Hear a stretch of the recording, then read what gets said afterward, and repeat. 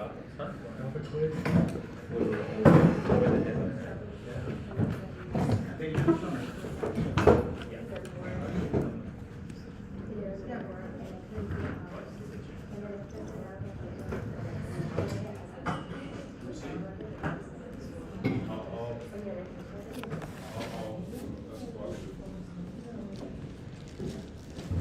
We don't have much longer to do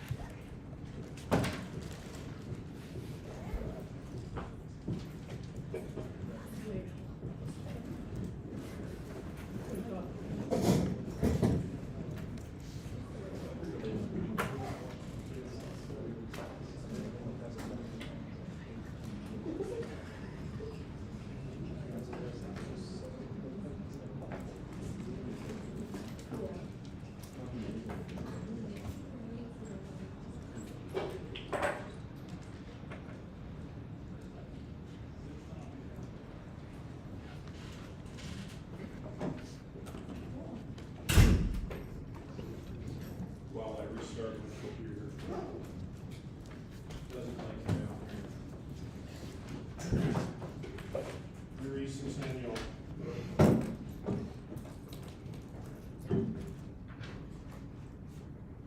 Profile pic. If you haven't posted one in there, you do so at your own peril. I will not release any grades to anybody that does not have a picture of themselves showing any Centennial, because I otherwise do not know who you are. And if I see the avatar or the shadow picture that's in there, that could be anybody. So if you want grades after the first test or at any time during the semester, that needs to be there. Term test 1 is coming up not next week, the following week, because next week is mindfulness. Mindfulness. I get it mixed up. You can tell Wendy I said that.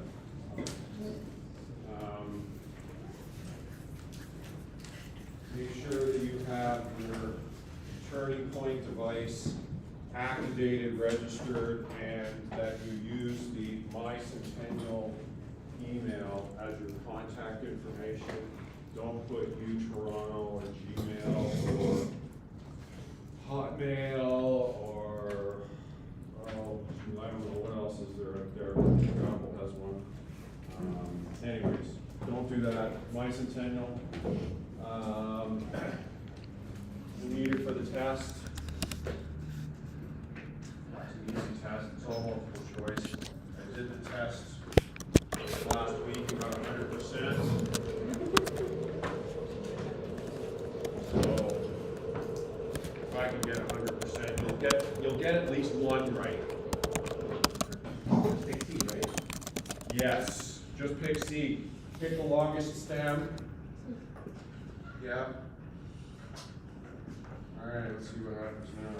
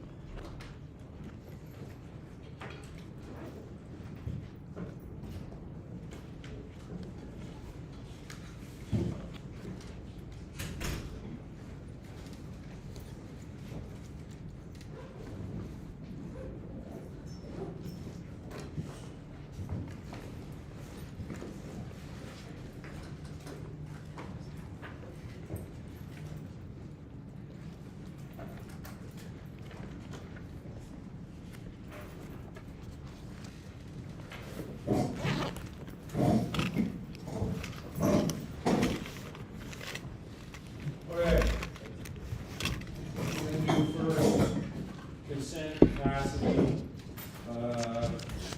and refusal of care. We're going to go over these topics here in the first presentation we're doing here. And then after this, we are going to cover child in need protection and then the mental health act. So we get 3 different things all in one day. That'll take care of everything we need till we get to the test next week. Remember, I won't say test or exam in here, because I was told by the school not to. Right?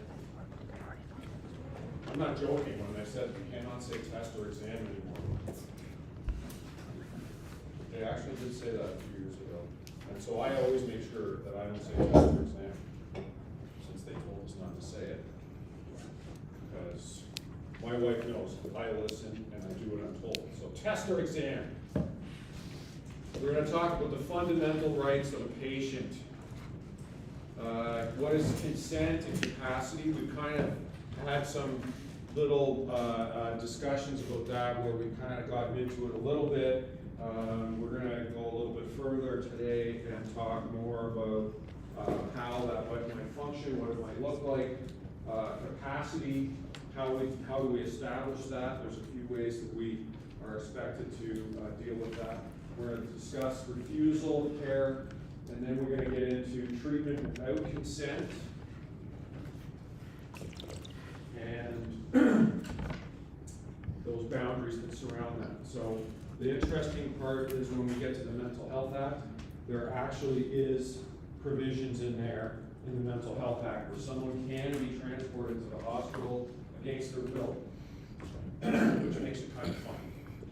So your fundamental rights as a patient, you have the right to treatment in an emergency, which seems to make sense. It shouldn't matter who you are, how rich you are, color your skin, orientation, whatever, your belief system, you should always be able to get care. Second one there, right to choose your own doctor. Now that seems like an easy proposition, except for when I say that 18% of Ontarians don't have a family doctor, so it might make it more difficult to actually choose one, because I'll tell you, when you don't have one, you end up having to go and sit in a nurse for 14 hours.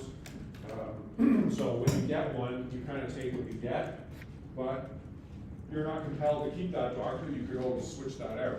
So there's limits.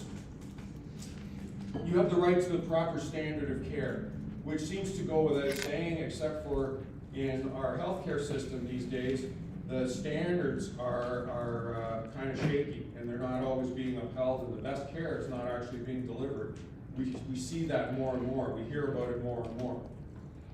We'll talk very specifically about the state of the healthcare system in Canada and Ontario in a few weeks.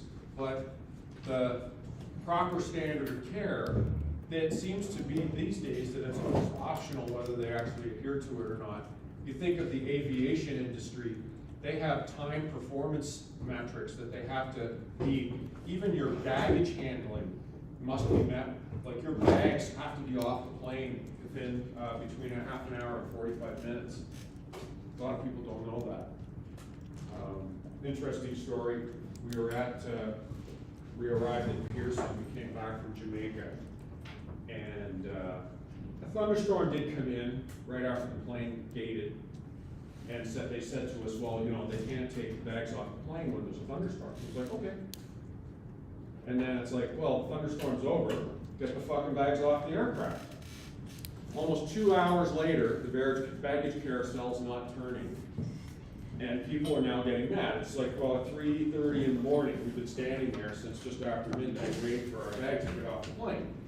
So there's a lot of people arguing with this representative from Pearson, the GTAA, who's come down. And I butted out of the line and I kind of saddled up beside him and I said, can you do me a favor? He goes, what's that? I said, can you get the deputy manager of baggage to come down here and explain why you haven't met the standard for releasing our baggage on time? And he looked at me and he got on the radio, and 15 minutes later the fucking light started flashing on the carousel and the bags started dropping out.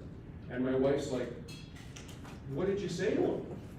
I made it clear that I fucking know what his job is, and he's gonna get a lot of shit, right? So they have standards in aviation for when your plane is gonna depart and what will happen if it does not depart on time. They have standards for handling your bags. They even have standards for flying the aircraft. Well, we don't have similar time standards in the hospitals. I would say that they say they do. I'd say it's a lot. But you can sit in there for hours and hours and hours and not see anybody. Okay? There's reasons for that. Voluntary informed consent. So a patient has the right to make a decision on what they want to do, given some information that they have and some knowledge. So as long as they've been counseled properly and they understand what is being offered to them and the risks, they can make a choice. And it's voluntary, it's up to them. As long as they have capacity, they have that. The right to decide whether or not to be used as a laboratory rat.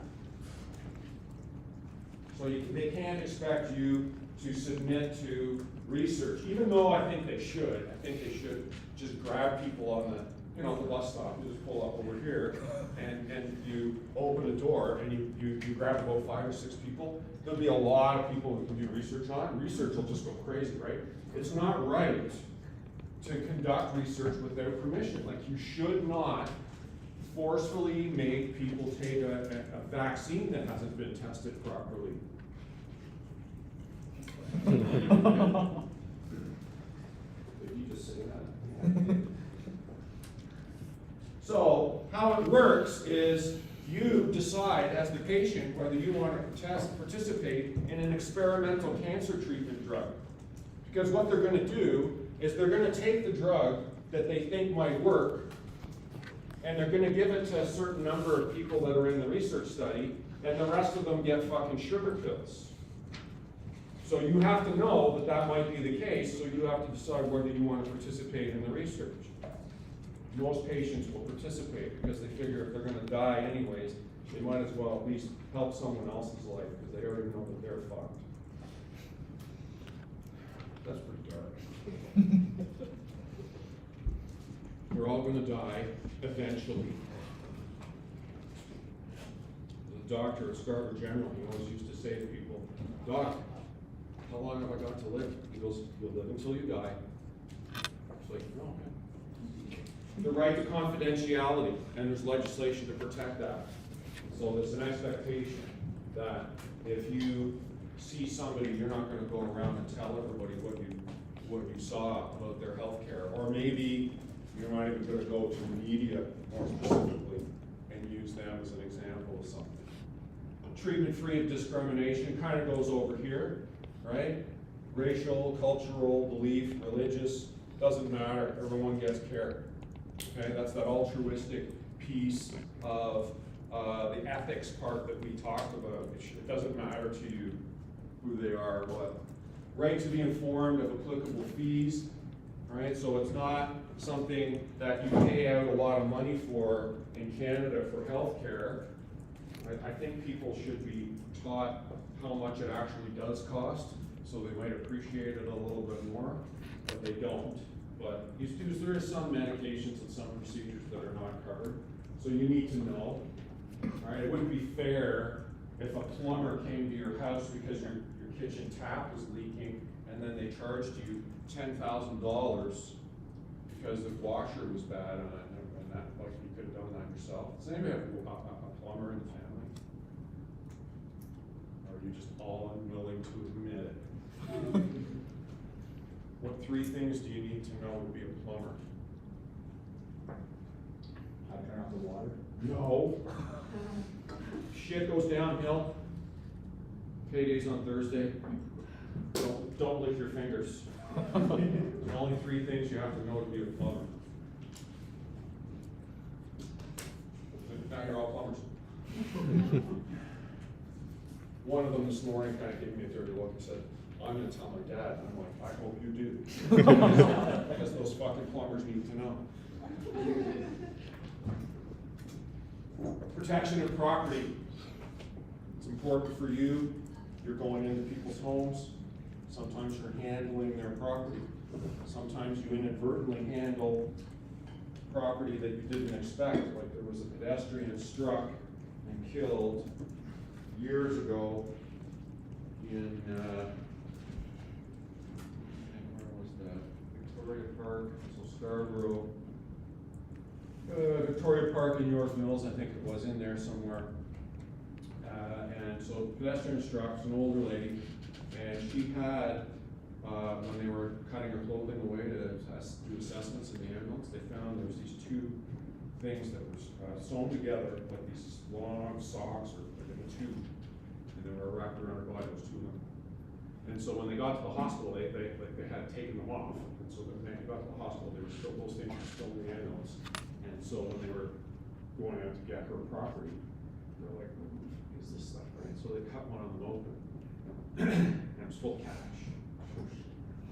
And so they had the cops come that were there investigating the accident, and they counted the money. She was carrying over $18,000 in cash in the body because she didn't believe in the bank. She came from a culture of people that you just didn't trust the bank, right? There was a time when banks would give you gifts to open an account with them. Now, they go, fuck you, it's gonna cost you $29.95 a month, just so you can keep your money, that we're gonna invest your money. All right? Everybody in this room probably thinks the person that's gonna rob you is the guys with the ski mask and the gun that come up and they say, I want your wallet. Do you know who the robbers are? Government, banks, insurance companies, and oil companies. Those are the real robbers in society, not the person with the ski mask. And they do it every day, and they do it with a smile on their face too. And then when you speak up, they cancel you. Have the right to refuse treatment. So that's come up a bunch of times in the past couple of weeks there, where we've talked about the fact that people can refuse to be treated, refuse to be transported, and at times may even be something that's not in their best interests and can still refuse. So depending on the context of the situation, that may happen. And everyone has the right to sing the blues. Nobody knows the trouble I've seen. Laugh, laugh. Consent involves autonomy, the permission given by a person to someone else to perform a particular act on them. So it could be surgery, it could be given an injection, it could be a chiropractic adjustment, it could be even going to the dentist. There's a consent piece to that. All right, and both the common law and statutes recognizes that an individual has certain rights. Okay, and as paramedics, you're required to respect the choices of your patients. It's the individual's right in most circumstances to make decisions about their own health care. And as you know, you must receive consent before doing an invasive procedure or transport to the hospital.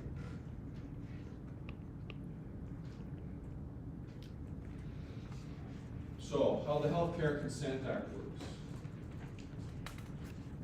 Patients have the right, while capable, express wishes with respect to treatment. So, you could go back to the example of the patient who maybe refused to be in the research study, has cancer, and they're riddled with cancer. They've already been told that it's terminal, maybe they have 6 months to live or something like this. They may decide they don't want to go through treatment anymore, that it's not worth it to them. They just want to be at home, die at home, and die peacefully and not be sick while getting chemo or whatever to try and prolong their life. And that can happen.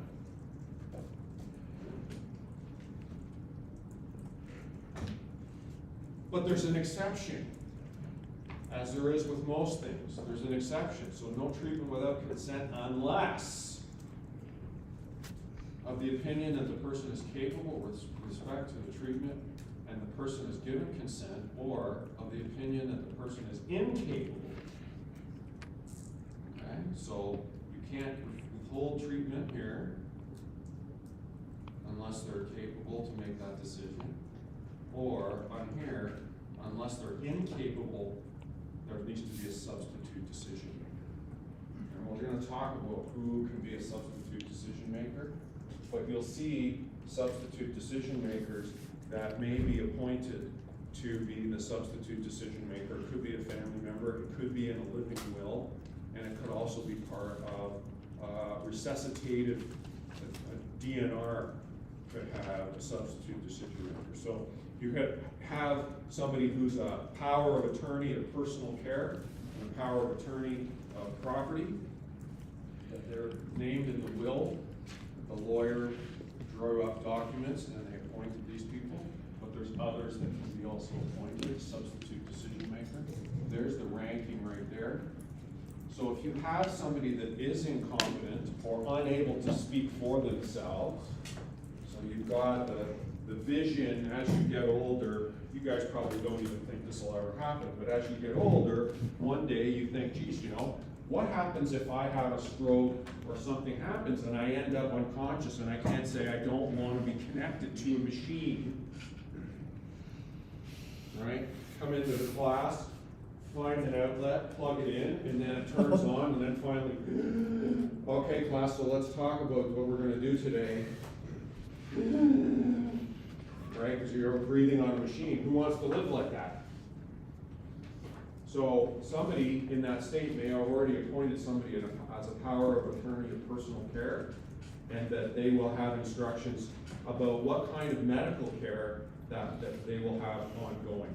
And you kind of act as an advocate to the person to ensure also that they get the proper care, but you would actually act as the person who advocates to pull the plug as well as required.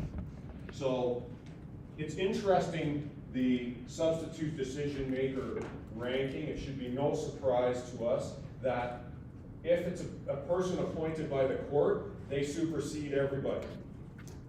And then an attorney for personal care. So that could be a lawyer, but it's quite often a person that's just been appointed through their will. Okay? So you have a power of attorney of personal care. If that's my wife, I'm not here. Board appointed representative, or then the last in there is a spouse, partner, or a relative substitute decision maker. So they would have to take into consideration what they believe is the best interest of the patient, and have most likely received instructions from that person prior to becoming incapable of what they would accept to have happen to them, should they be incapable. We did discuss pieces of this last week as well, elements of consent. The consent, wrong button. The consent must relate to the treatment being done. So you cannot accept consent for something else and then say, oh, well, you said yes, so that means yes to everything. And it must be informed. You must counsel the patient. So I've talked about informed consent in terms of even a cancellation, but if the patient is refusing care, we need to have a discussion about why they're refusing and any risks associated with refusing, so that they know if harm could come to them or they could die, they at least know that. And then we can't get consent out of coercion that, listen, I know you've got that $500,000 vase at the front door. If you don't come in the hospital with this, my partner's going to smash it. Look at he's got it right now. He's holding it over his head. Right? The consent must not be attained through misrepresentation or fraud, because we are in a position of trust. So you shouldn't be lying or telling people, yeah, I'm a doctor. Right? Some different cultures, the people on the ambulance are doctors, and they will think the paramedic is a doctor, and so they will call you doctor. Happens an awful lot. And then I say, no, I'm like a doctor. Almost. just about nearly. Patient needs to be involved in the decision making. So where the patient is capable and has competence, the patient should be involved in the conversation so that they have a voice in the decision making. It should not be done, oh, we'll talk out in the hallway so that Aunt Mabel doesn't hear what we have to say about her and she's treated like you're a third person. Be truthful and accurate with your information, so as best as you know that this is what's going to happen, and because you have a really good fund of knowledge coming out of this program, you understand different pathological processes that you can explain to the patient, this is why you are at risk. And you can tie it into your standard, and you can tie it into your ALS medical directives, and you know what you're talking about. You discuss the options and the outcomes that are available with them, but stay within the law. Mindful of your position of power and influence. The paramedics have power and influence on people. I see yes. Why?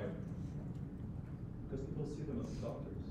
Yeah. In part, right? They call 911 for help. They see us as being an authority. We work for the government. Why else? Because if we're treating them, in most cases we know a lot more than them, so most of the decisions will be based on what we tell them.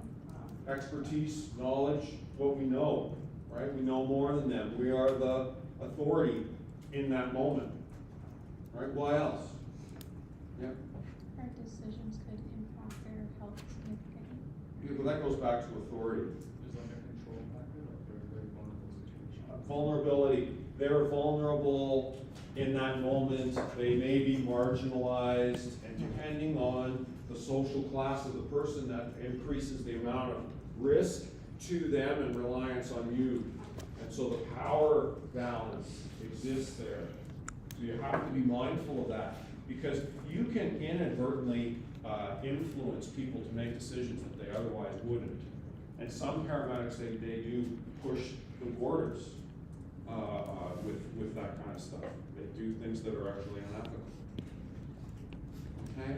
So then the last piece about the consent part here is you may end up hearing things and thoughts that you don't agree with. I don't believe in that. That's not something, I wasn't brought up that way, or I don't understand that because that kind of thinking is not from my generation. That's not my culture, that's not my religion, what have you.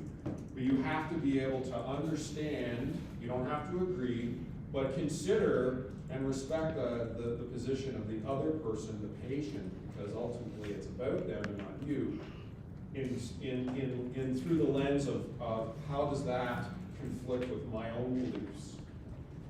All right, so you have to be careful of those situations when you're dealing with it. So the patient also must have the capacity to understand the information. So this goes back to that informed consent piece, where we're explaining to the patient what we're thinking of doing, what's going to happen, what is going to happen at the hospital, what's next, what's next, what's next.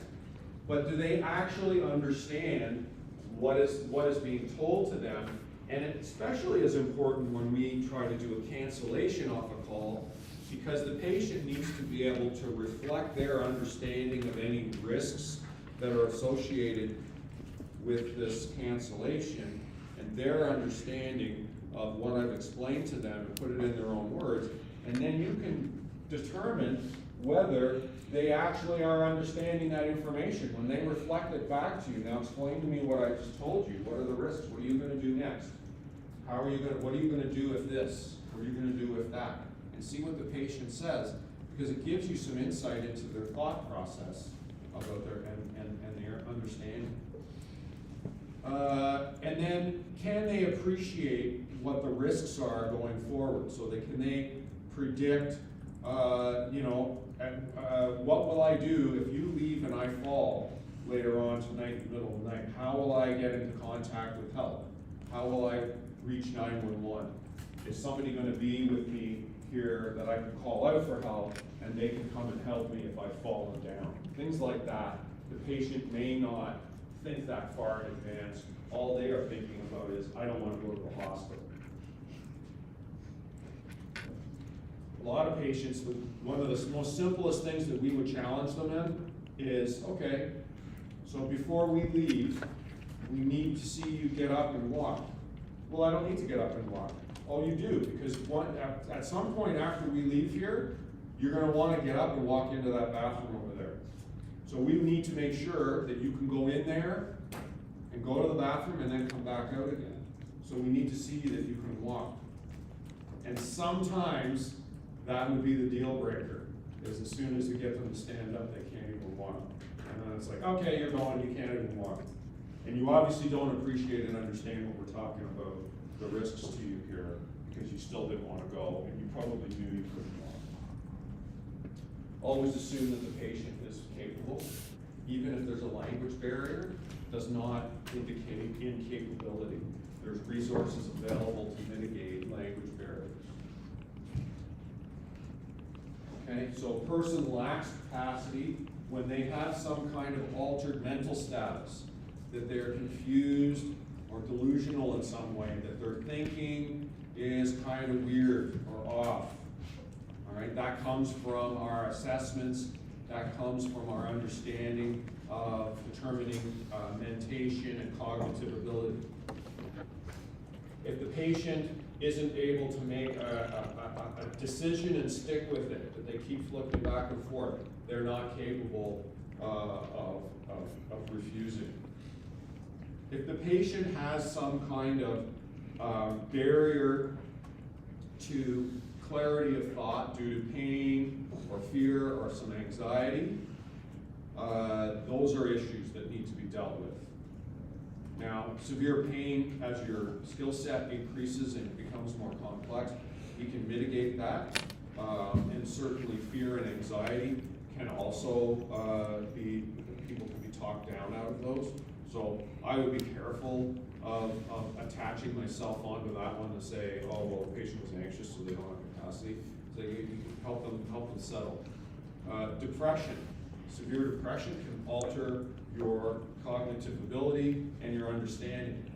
Someone who's impaired by drugs or alcohol cannot make decisions, is not considered to be capable because they've got altered judgment based on the alcohol and drugs that they have.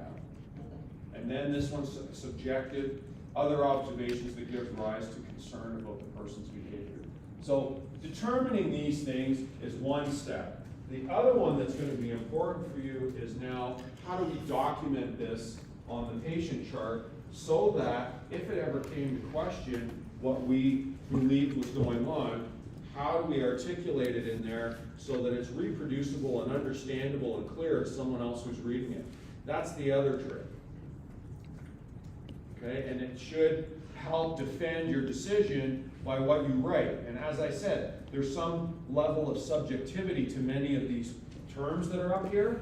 And so obviously if there's subjectivity, you need to provide clarity as to why you went down that path. Like the last one, what observations gave you rise to concern about their behavior?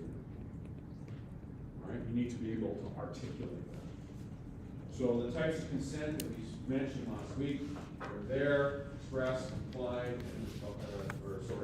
expressed, implied, and involuntary. We're going to talk quite a bit about involuntary when we hit the Mental Health Act. Informed consent, given sufficient information about the proposed treatment or procedure so that they understand what is going to be done and the risks and consequences of whatever side they take, yes or no, plus or minus. They need to know what is possible to have happen if I do this or not. Yep. So informed consent in the first section goes 4 times. That's consent. Informed, does it go under expressed? Under which? So we, on the earlier lecture, we had the express consent, informed consent, involuntary, and implied. Yeah. So does informed consent go under the express consent? No, it goes right there. No. Because if the patient's gonna answer my question, I would never tell an unconscious person that if I don't open your airway, if I don't open your airway, you're just gonna continue not breathing because it's implied. They want me to open their airway. So They're unconscious. expressed and informed is the same. Involuntary, they're going against their will. You can still have that conversation with them, doesn't mean you can't. But it doesn't matter what you say in this point, right? If you're gonna give information, they have to be able to understand it, so it's gonna be up here. Okay. Because they express consent, they're actually gonna say yes to you, right? And then they can either accept it or refuse it down here.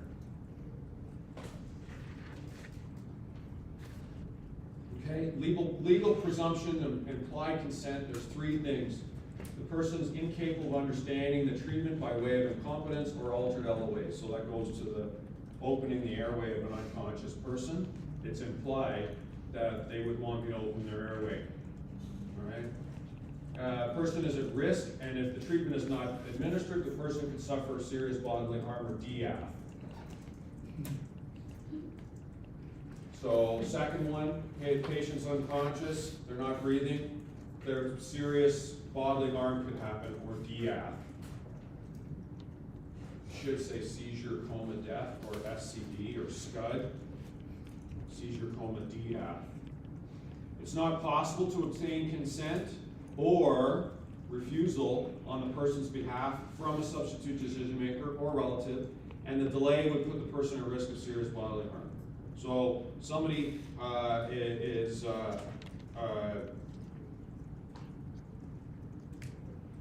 going on the TTC, they're waiting for the bus, and they collapse down and have a seizure. Implied consent is that you would help them and stop them from hurting themselves if they're continuing to have a seizure. You may open their airway, but there is nobody else on scene to give the consent, so it becomes implied. There's risks to the patient in all three areas there. Interesting story about this word right here. How many dead people are in the cemetery? All of them. Yes. My partner and I picked up this lady from Sunnybrook a bunch of years ago, taking her home. She lived in Rosedale, low-rise apartment. It's one of those cheaper apartments in Rosedale, probably like $6 million. Kind of fucking shanty as far as I'm concerned. My butler wouldn't stay in there. So we're taking her home. She's been in the hospital for something happened. I think she fell. Very prim, proper woman. And I'm doing the chart up, and I look in the letter that the discharge note that they sent from the hospital to send home with her, because I think she was going to get some home care as well. Her last name was spelled D-E-A-T-H. I'd never seen that before. And I said, ma'am, that's a very unusual last name, to have the last name Death. My young man, I'll have you know that's Diath. And I'm like, oh, you say it whatever way you want, it's still Death to me.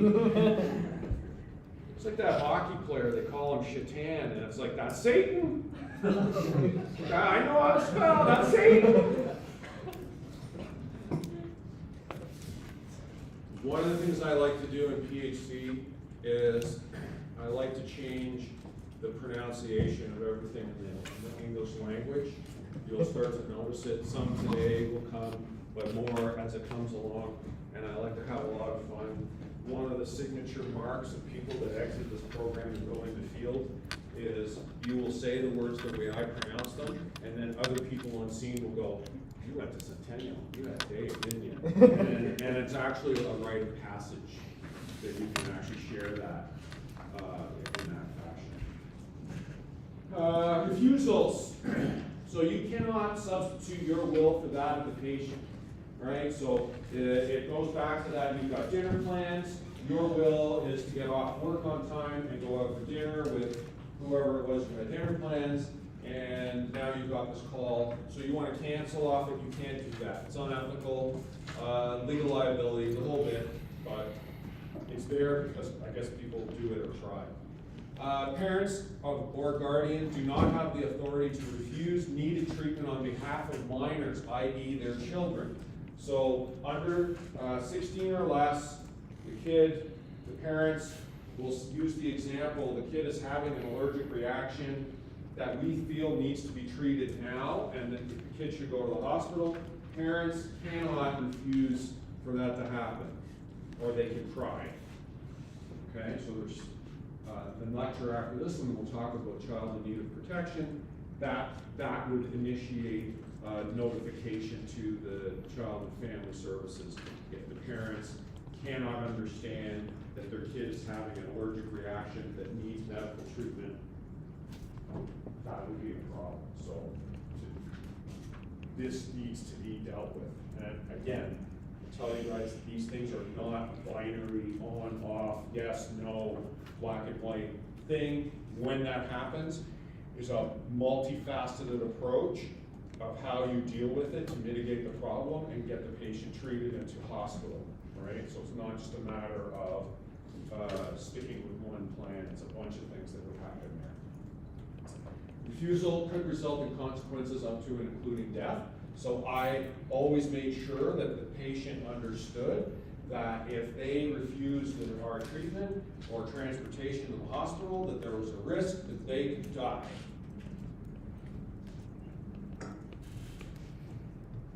Why not?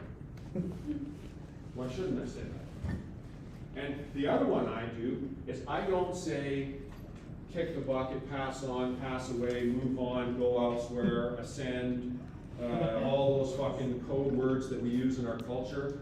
I say, you could die. And then people are like, well, I don't want to die. Exactly. On the stretcher. Get on the stretcher, no talking in the ambulance. Thank you. Paramedics are not absolved of all responsibility. We, as I said before, we're going to reduce our legal liability profile down to as low as we possibly can, but there will always be something that someone can squeeze out from under, all right? So you have to do the best you can, get it down as low as possible to make it that more difficult for them to squirm out, all right? There's a process for that. And then the refusal has to be valid and informed, and we're going to go through a big acronym in a little bit to talk about how we actually go through validating a cancellation or refusal. And there's a signature area for patients to sign on the back of the paper ACR, but most services use electronic EPCRs now, so there's a refusal section in there that does the same thing as the paper, and they sign on the tablet on the computer. There's the back of the ACR. Up on the top here has an AIDS capacity evaluation. So you ask these patients these questions. Here, you tell them these things, you go through the steps, and it even gives you an example of here, patient verbalizes or communicates understanding of clinical situation. You say, what is wrong with you? No, aside from being an idiot, what is wrong with you? Do they understand their illness? Do they articulate it that makes sense? What could happen if I don't help you?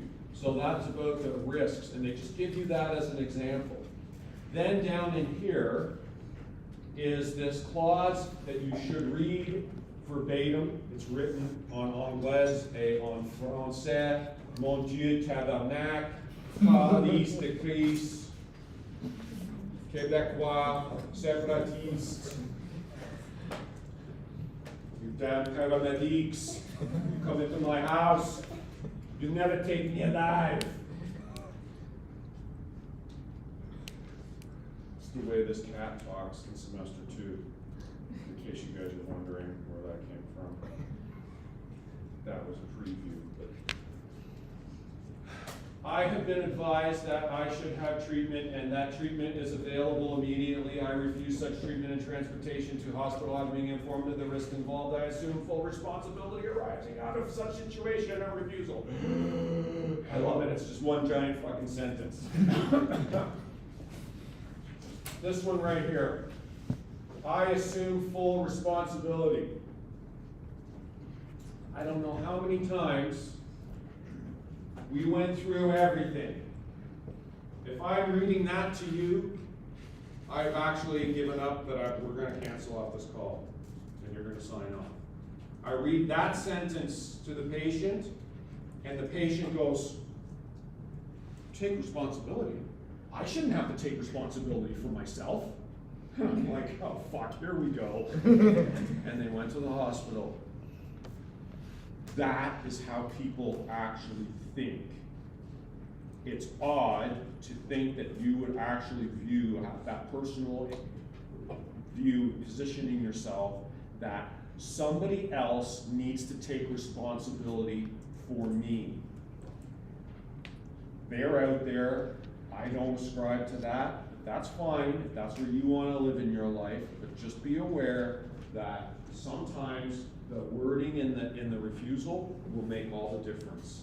Sometimes it's saying you could die, and then it could be you need to take responsibility for yourself. And it's like, I'm not fucking doing that.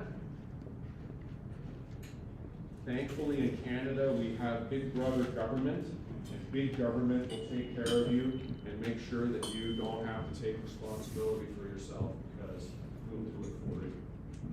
Below that is name of patient or SDM, address, the relationship if it's different than that, signature of the patient, time of witness, date, second witness if available, then you and another witness, which could be your partner down here, but I try wherever possible to get a disinterested party. However, it just may be my partner and I, or I could be there by myself. But regardless, get as much of this that you can filled out in there, and that's your cancellation area. So, in doing a refusal, I teach this thing called VRCA. Interestingly enough, VRCA has popped up at the most recent hiring in Toronto, where the base hospital comes in and does a educational session with the new employees downtown there in the training academy for Toronto. And it's interesting because this year they are doing patient refusal, because there's a certain amount of liability that arises from patient refusals. And I'm guessing that they've looked at the documentation and it hasn't been done properly.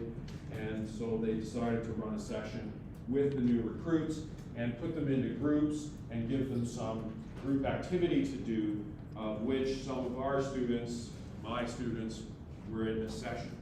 And one student brought up VRCA, and they're like, VRCA? What's that? So she proceeded to explain it to them. And they're like, where did you learn this morsel of wisdom? And she said, it was at Centennial. Dave Ramsey taught us that, and we used that. And they're like, well, you need to have him send us the reference. I'm like, fuck off, reference.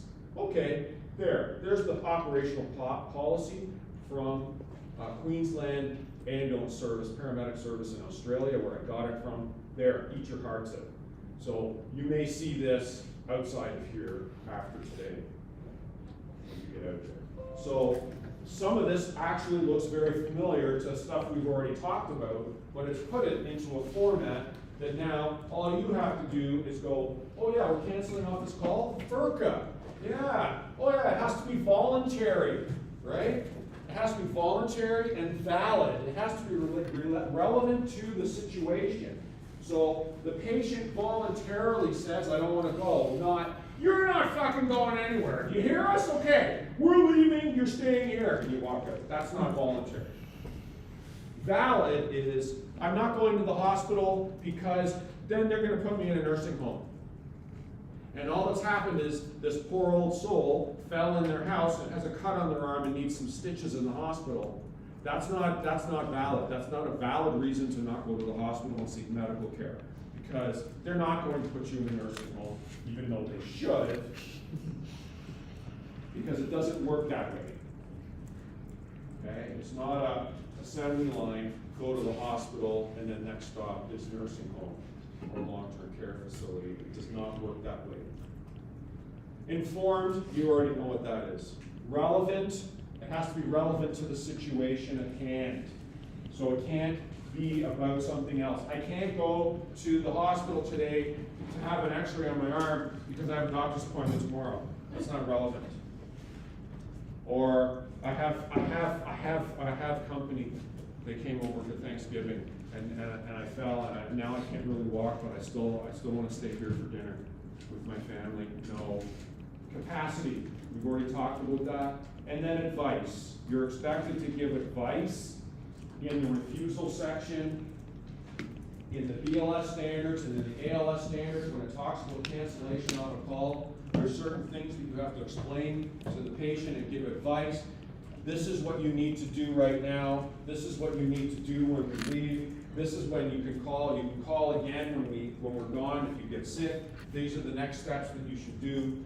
Can we call anybody to watch you? Blah, blah, blah, blah, blah, blah, blah. All this advice. Okay, perfect.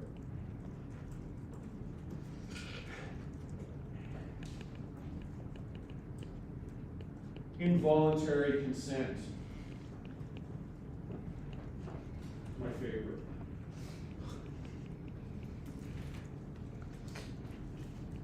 You don't want to do it? Oh, yes, you are. Here we go. Game on. So, it has to be for the reason of safety and security of patients or others, or that particular person. Because you remember, I said, we do not have the authority to restrain or detain or arrest anybody just because. But again, there's a slight little gray area here where there's an exception to that. So if the patient is a security or safety threat to themselves or others, then involuntary comes up. Right? So we're not going to allow people for whatever medical reason, for whatever intoxication reason or what have you, mental health issue, we're not going to allow them to harm themselves or other people. It's not right. It's not the way it should be. So police can use powers of arrest on an individual for transfer to a medical facility. All right? And we're going to see that clause come up when we talk about the Mental Health Act in a little bit. We'll see that come up there. And then there's this one here with patients in police custody, prisoners, detainees. So if you've been arrested already and they want you to go to the hospital, you're going. So a good example here for security of the patient and safety, another one is somebody could have some medically induced issue where they're acting aggressively, maybe it seems a bit violent, right? That they don't completely understand what's going on, and it's as a result of either head injury or hypoxia or some metabolic kind of problem that's going on. And so they may try to harm you or harm themselves during the course of patient care and transport. And so in that, we talk about, can we actually restrain people for their own safety?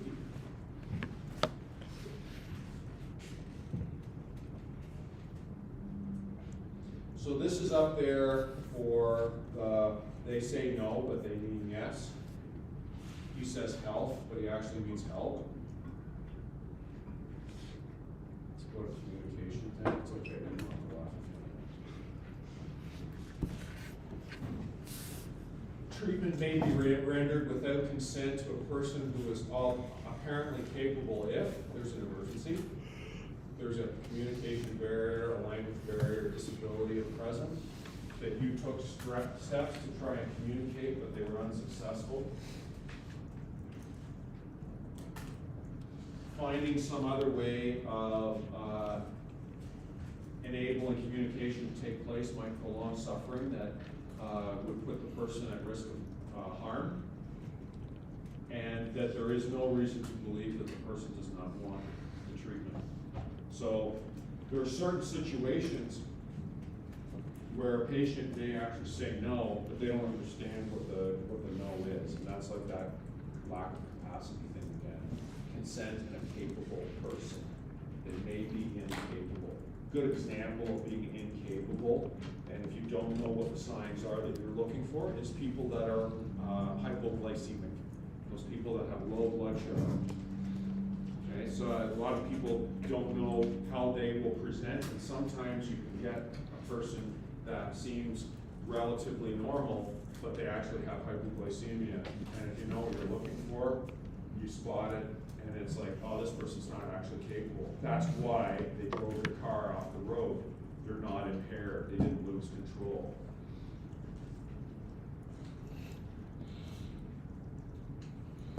So minors cannot have, they do not have the capacity to refuse. I just said the hypoglycemic. Hyperglycemic is high, that's low, so there's an O. Low, hyperactive, high. Somebody who's confused. Person with a GCS of less than 15. You guys haven't covered GCS yet? Has it been mentioned? So you guys did, the morning group didn't do the readings, right? Because they're like, we don't know anything about it. I'm like, oh well, you will. It's called the Glasgow Coma Scale, if you read about it. It's invented in some country over in Europe. Anyways.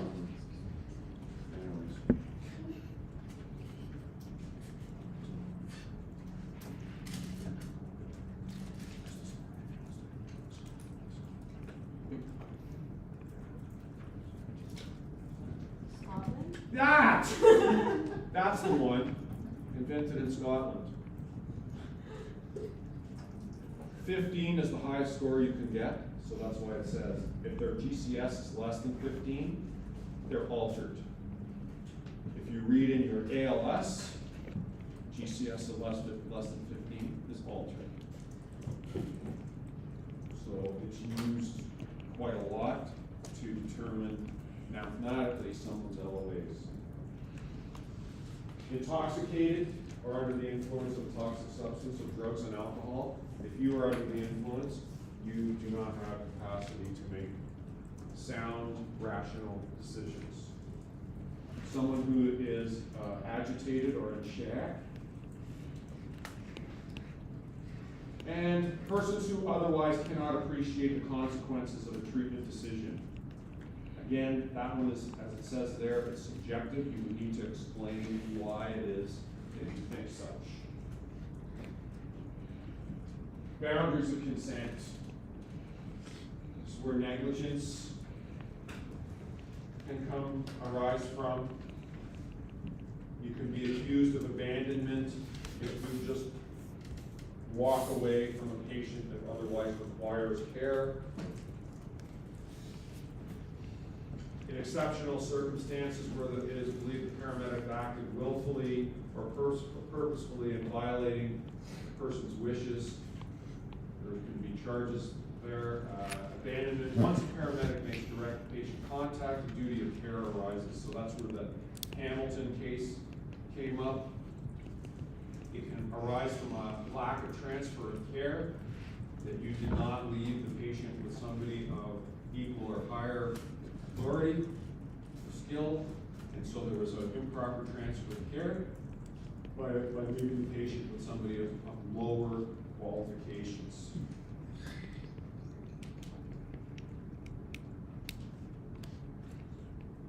An accusation of assault could arise where a paramedic applies force, okay, and does so inappropriately, or intentionally does so. So paramedic might get mad and punch somebody where that wasn't what was supposed to happen, but we could have to restrain somebody, so it might look like assault or that we're fighting with somebody if we had to restrain them. This is a little different in the definition. So, as I said just a little bit ago, there's some instances where you might have to use, and that one of them is self-defense. But self-defense is limiting because you cannot continue assaulting or fighting with the person once you've fended off the attack. You must fend off the attack so that you can leave the area safely. Should you stay on scene and keep fighting, then it turns into an assault. Also, there's use of force may be necessary in some life-threatening situations. And then under the Healthcare Consent Act, there's this thing about using restraints. And in some cases, the patient may not completely be aware of what's going on, and the hypoglycemic comes up. Somebody with a head injury, I think of somebody with hypoxia.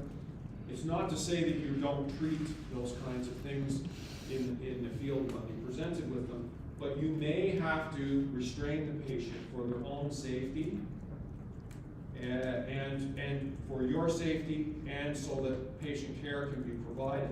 Because if the person is confused and aggressive and fighting with you, you can't fix the problem very easily.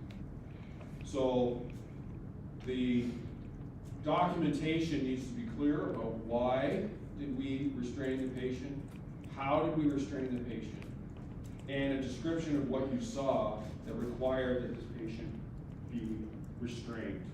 So it could happen in certain limited circumstances that you actually end up being in that situation where you might have to strap a person down, wrap them up in the blankets. Maybe you have to tie their hands down because they are, grabbing on everything.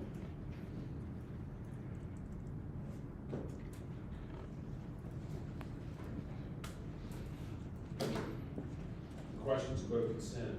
Pass.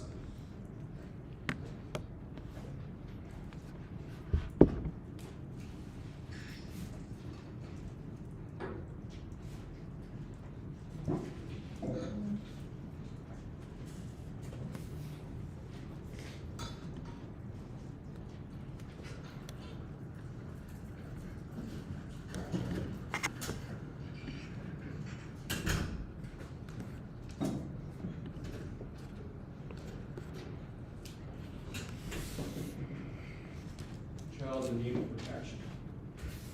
Basically, to keep children safe and prevent further harm. We're going to go through what the role of this Child Welfare Act has, the Child in Need of Protection Standard, what that has.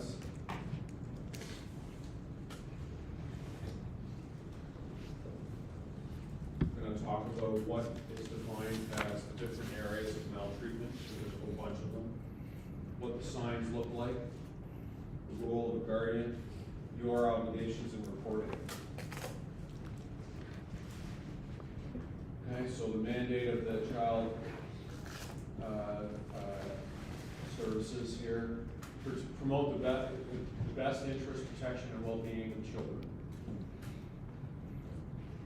Okay, so it gives the reasons for finding a child in need of protection. So what might be going on that has led to this? Sets out the duty to report, and then gives the Child Welfare Society or the Children's Aid Society the ability to come in and the authority to come in and intervene.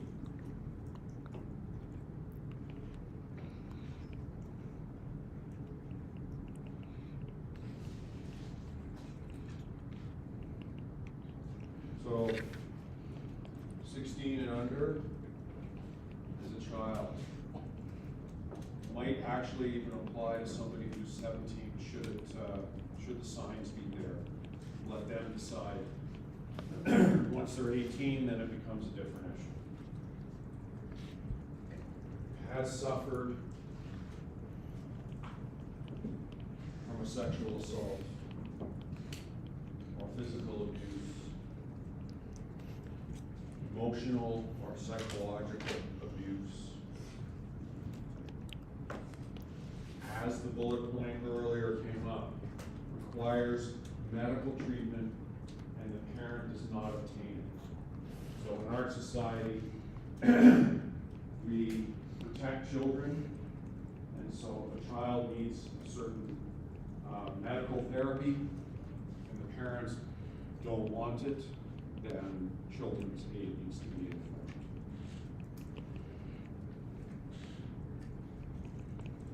Requires treatment, the parents, and the same thing here. So now this one applies to you guys on scene. You're seeing the kid with the allergy, kid needs to go to the hospital, kid needs treatment, parent says no, they're fine. And in your opinion, that's not fine.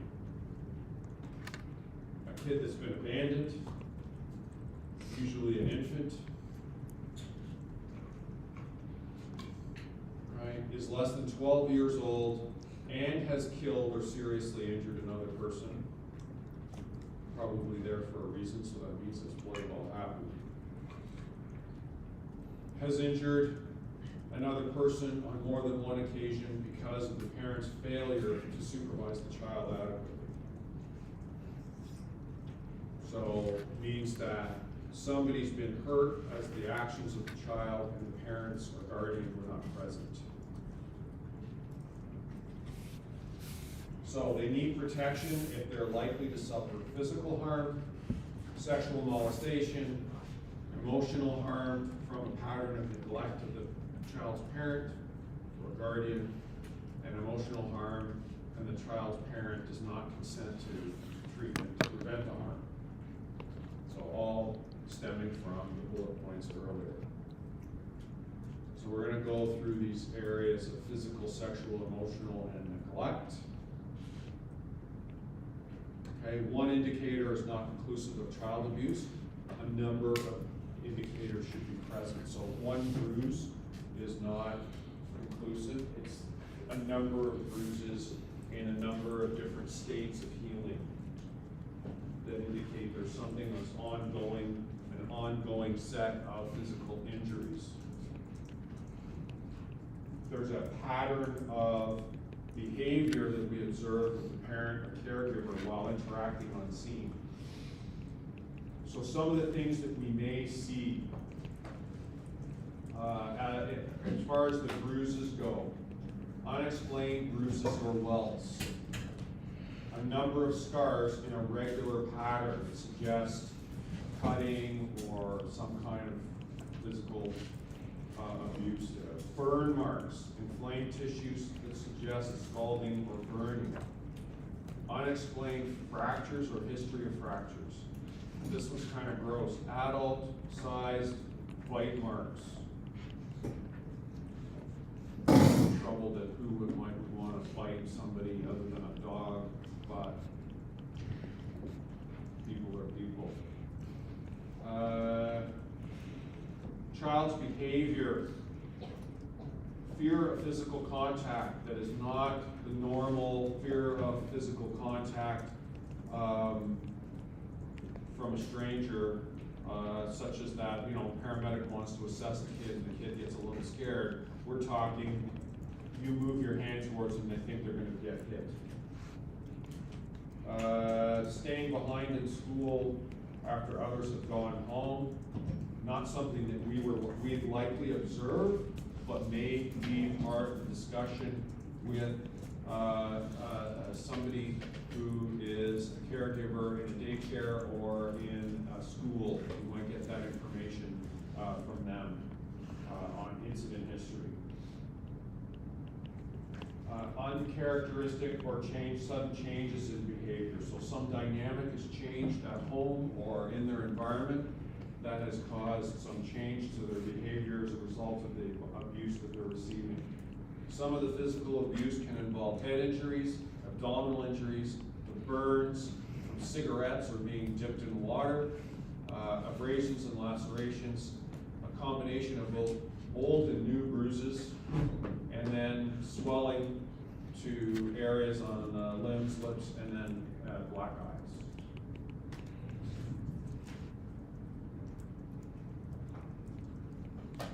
Sexual abuse involves any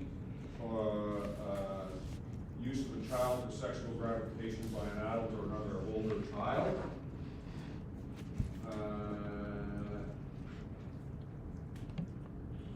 So it's the act of actual intercourse, exposing the child's genitals, indecent phone calls, fondling for sexual purposes, watching the child undress, allowing the child to look at porn, or somehow prostitution gets in there. Child's appearance, so indications of child abuse there, if it's sexual abuse, difficulty walking or sitting, pain, itching, bleeding, and bruises in the genital or anal area, torn, stained, bloody underwear. Pregnancy is a big deal in very young children because it's more likely from sexual abuse. STDs, and then these are kind of a repeat from the other one. Reluctance to participate in physical activities, unusual knowledge, fear to undress or reluctance because they show their injuries, starts telling stories to someone else about sexual contact, fear of normal contact, and then depression of being withdrawn. Mandatory reporting requirements, so you must report your physical findings and your suspicions to CAS. Be aware that in some cases the interaction of these calls may involve the police, and the police may be on scene. So even if the police officer says, I'm going to call Children's Aid, you don't need to. You have to report it anyways. So if they say, don't worry about it, do it anyways. You go, yeah, okay, and then you just, at the hospital, get on your phone, call them, they're not gonna know.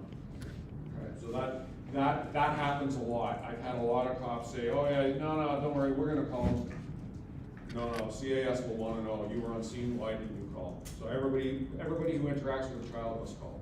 What Yep. if you have multiple paramedics on scene? They all have to call. They need to record who was there. Because if it goes to court or anything, they need to, who was there, who saw what, right? Because the more information they have, the more credibility they have to build their case. Rearrange only the minimal amount of clothing, being aware of preserving evidence, especially if there's a fresh sexual assault or assault that's just occurred, because forensics will use the clothing to help build a case. It's all a symptom of a seriously disturbed family, and you're not to get involved in scolding or judging these people. There's something going on, and in many cases, there's something that's happening that people need resources and help. And the child just falls victim to their inability to figure out how to access the services of help. Injuries can be both physical and psychological.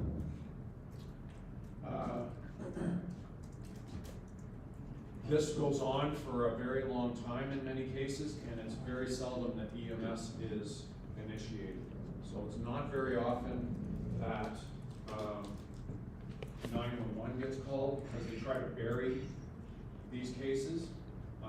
You may be on scene for something unrelated, or you may have an interaction that has nothing to do with the dynamic at home, and you start to observe this in the kid during your assessment. Could be a sibling. You observe the sibling and caring for the little brother or sister, you look at the other one and you go, there's something weird here. Yeah. What happens if you suspect a child abuse, but then it's not a... Nothing. Nothing will happen. Unless you did it maliciously, nothing will happen. If you're good at your assessments and you're good at picking up on what's going on, you won't be wrong.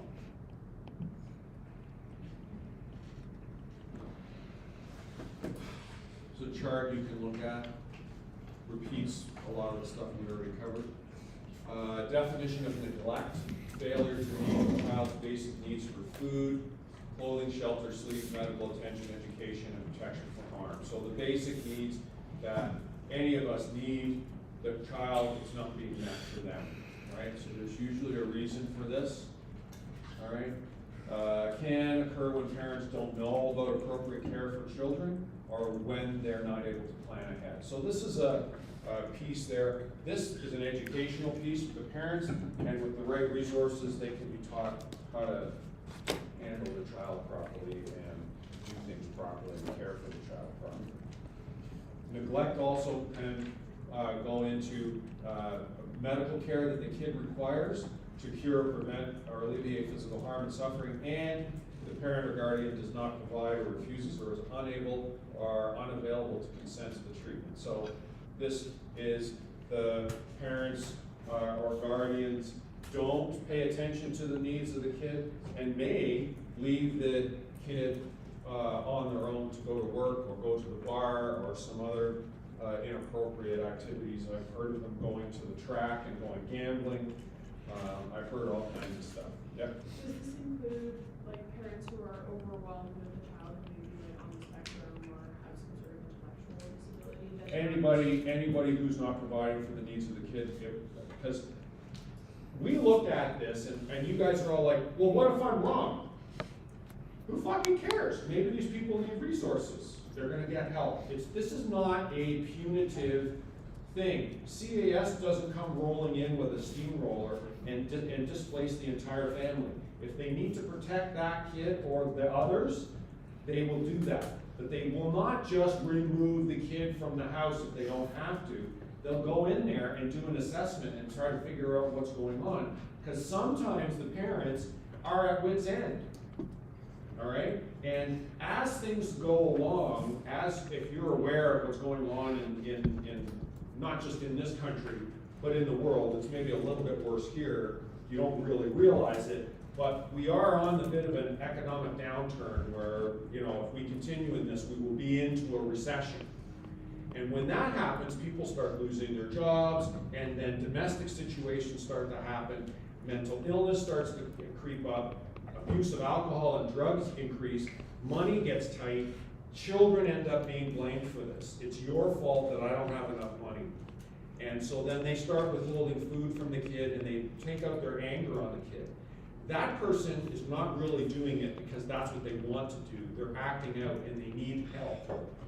Right? So don't look at calling CAS as a completely punitive thing, like I just ratted you out as being a bad person in society.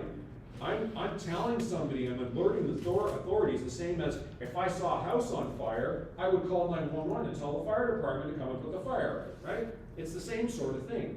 So don't just look at it as this horrible thing that's, oh my God, CAS was called, this is a horrible thing. Yeah, it might be embarrassing, but you know what? A lot of times they can come in and fix this problem for these people. Because maybe they just need support, and that's what society is supposed to be about. Right? It's not about us just taking care of ourselves. It's about us taking care of ourselves, then our family, and then so on and so on out into society. We help each other, right? It's a community that some people actually need assistance. And so don't just look at it and take it as this, oh my God, I have to call CAS, I could be wrong, no, it's about protecting the kid, okay? So signs of malnutrition, dehydration, or that they just haven't been eating properly. There can be hygiene issues, you know, they're dirty, you know, probably in need of a bath but haven't had one. They could be chronically tired, or this one here, this is a syndrome called fatigue. Fatigue. Don't tell me I'm wrong. Inappropriate clothing for the weather. So it could be that they can't afford the clothing, or that the kid has been made to dress themselves and kids cannot judge how to dress properly for the conditions. You need an adult. All right, one of the best pieces of advice that you can keep this for yourself should you decide to have kids of your own is the first 5 years of your kid's life, all you do is prevent them from killing themselves. And until your kid is 18, they don't really fucking know what's good for them, so you have to decide.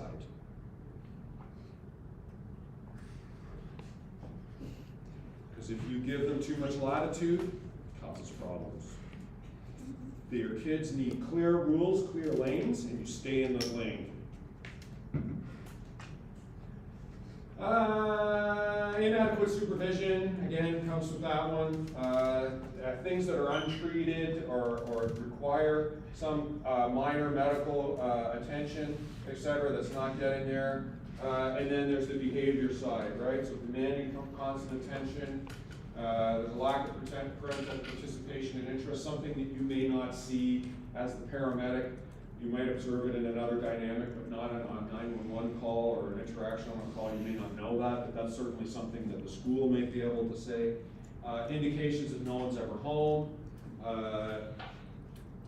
right? And obvious lack of energy when playing. There's another failure to thrive behavioral issue that relates to the neglect. Psychological.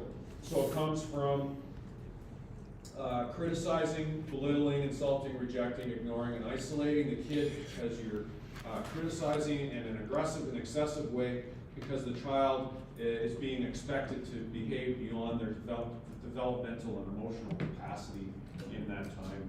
Again, comes from someone who is trying to cope with issues and is unable to access the resources that they need to behave properly. Okay, so again, lack of consonance withdrawal, inability to concentrate, desires for the abuser's attention over participation. So some of the kids may exhibit certain kinds of odd behavior where they almost try to act like an adult, where they scold other kids, organizing and disciplining others, or throwing tantrums and moving from adult to infantile type behaviors. Again, there's the emotional abuse chart. Definition of a caregiver or guardian. So someone who undertakes legal custody of the person's property, or someone who is unable to look after themselves. And that's parental and legal, if not attained, if the person is 16. Treatment transport can be refused by the guardian within certain circumstances and limitations. We've already kind of talked about that situation where if it's determined that the kid needs transport, that's that's not something that they can decide, but they can decide in certain circumstances that the kid is not going to the hospital. The exception is obviously an emergency situation, and then the child can be placed, you're not involved with police. Okay, so getting back to causes for these things to happen, alcohol, substance addiction, mental health, domestic abuse, poverty, housing issues, parent-teen conflict, being isolated, incapable of using support services, and a history of abuse, being abused themselves. So those risk factors impact the parenting capacity and contribute to compromising the child's safety. And it's known that child abuse happens across all cultural, racial, and social economic lines. It happens in all different places, so don't just walk around and think, oh, we're in that kind of a neighborhood. It happens everywhere, or can happen everywhere. Saying it happens everywhere means that you get me. Reporting can be difficult, so we've already kind of addressed that. It doesn't matter what that says there. You have to report. As long as it's not malicious, you are not going to get in trouble. As long as you remain non-judgmental and you are objective in your findings and how you report it, they cannot say anything to you about it. And any of the times I called, it never came back to us. And in fact, we don't even really know what happened to the kids that we reported to CAS. They dealt with it. Okay? As long as you have reasonable grounds to suspect that there's something going on, which means that you've got sufficient evidence based on physical findings, scene findings, or the other pieces that we've covered here, then you can report it. You must report it directly to Child and Family Services or Children's Aid Society.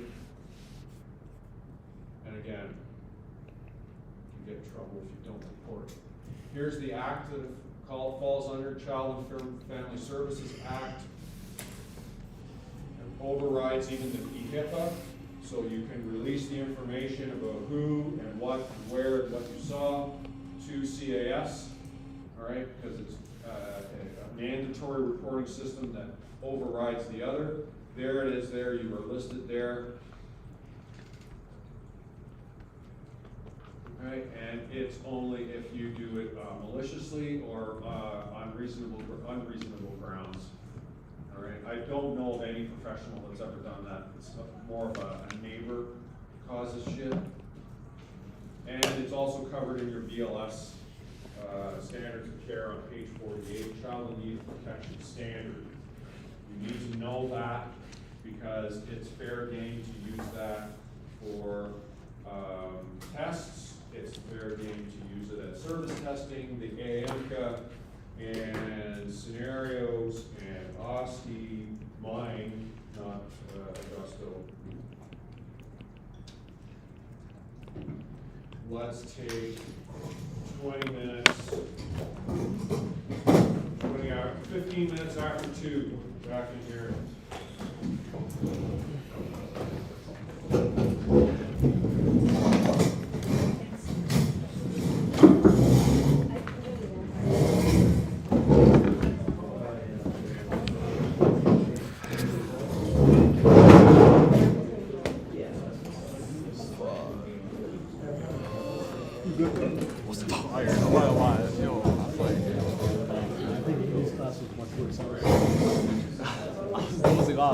I was like this, and I felt my head drop.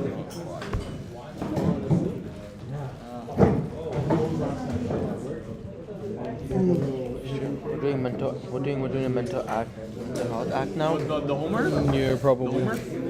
Where is it? This thing was interesting. I can't stand your morning class. That's like. Oh yeah, shit. Yeah, I didn't know. Oh, it's just 17 slides.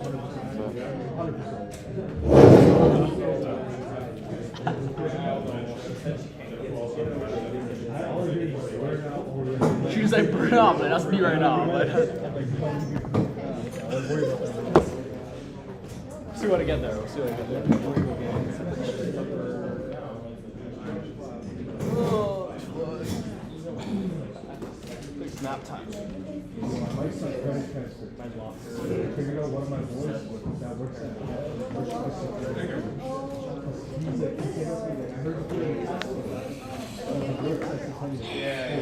Good man. Yeah. So much. Yeah, there's a lot. Can't remember what does the CAS stand for? Wait, what time is it we come back? 15 minutes after? Yeah, I think something like that.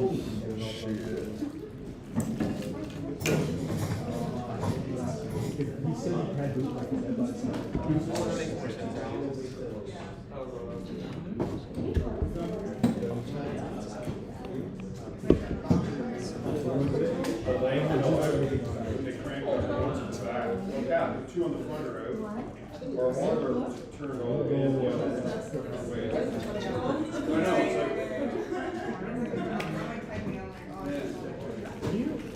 For optimal alertness. I'm typing slide. The new standing desk. I found the morning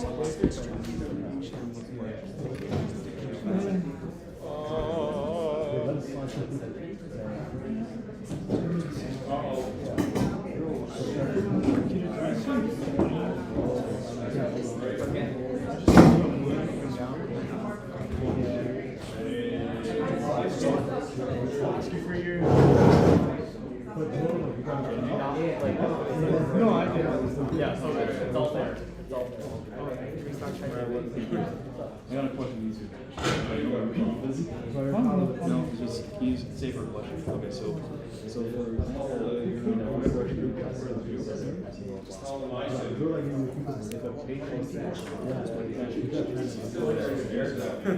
They're doing like farmer's fairs and like on the outside. You might have to write later. Well, what did you think? Because like I'm never encountered. That is the.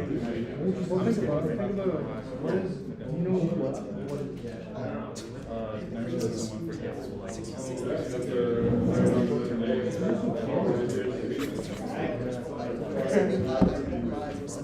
she's there for like whenever they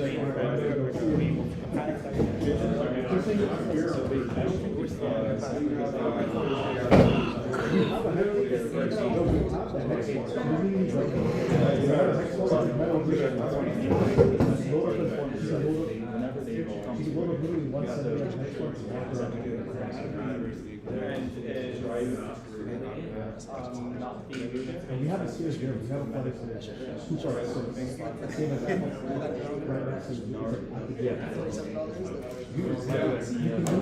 You know, a lot of the firefighter training thing, they do here. Now, there's a lot of guys that you have to sandbag, so there's a chance to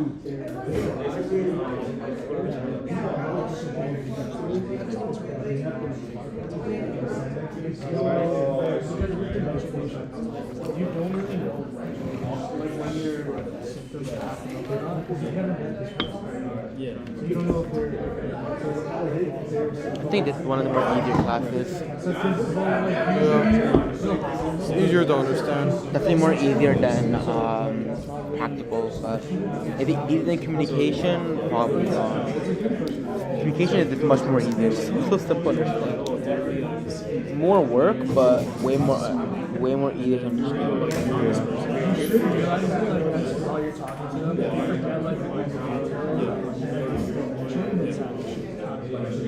Oh shit, that's why I was realizing why he finished everything so quickly.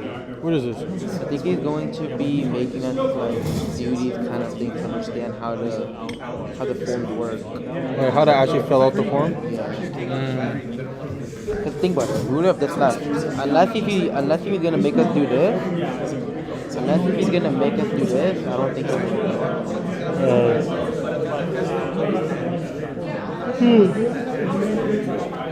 Which clause is true regarding negligence? We did negligence in week 1.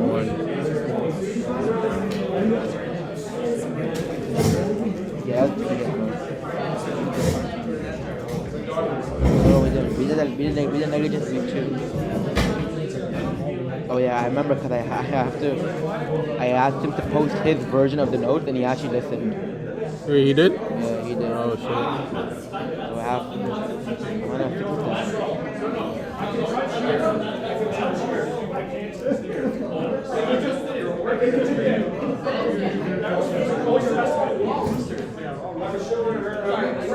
Yeah. He posted his version of Peter. Oh shit, not this one. It's the one. Remember we didn't have it and we were like fucking post it? I'm so tired. Tired? Yeah. Oh, they just started.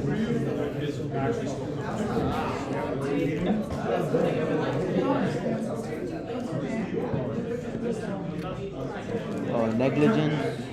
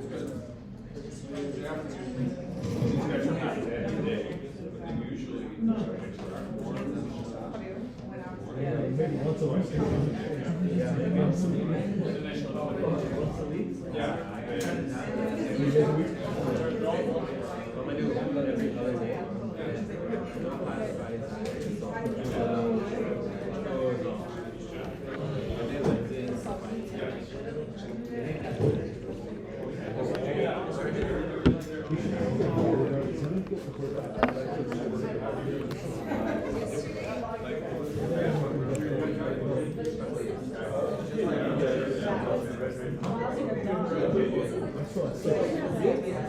took a lot. I took.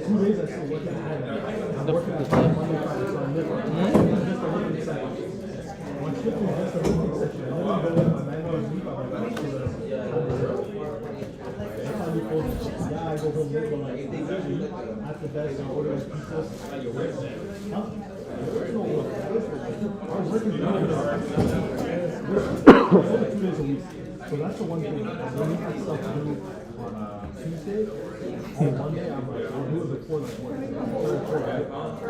So almost like, so I have to work. What probably is kind of tough because all the tax stuff is due on Monday. I'm working on it.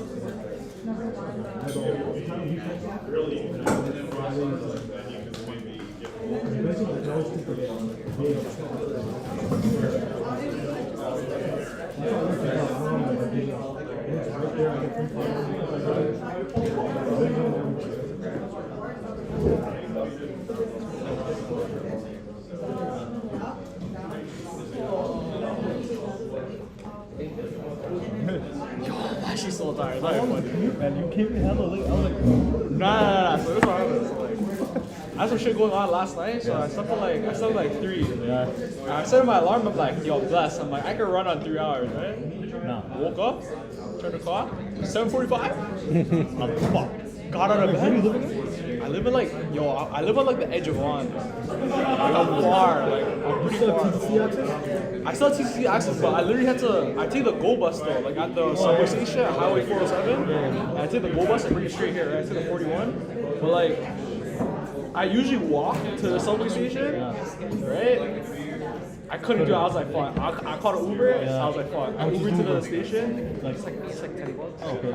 Yeah, I was in an Uber like straight to school. $45. I was like, fuck no. I was like, yeah, it's okay. I'll be late. It's fine. It's only therapeutics. It's not like Yeah, if it was anatomy, I would have cried. I swear, I would have paid the $45. I would have been fuck it. I was like, you know, I'll hug it for one time. And then I had Red Bull at home. I was supposed to bring it.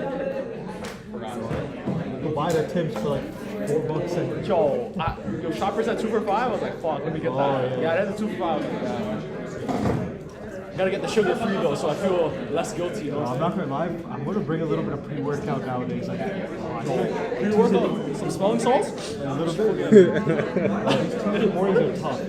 Mornings are tough. Because I close on Monday nights too, so I get finished work at like midnight. Yeah. I come home, I'll do like the therapeutic work. I ate my dinner and I'm like, fuck, it's like 2:30. Shit.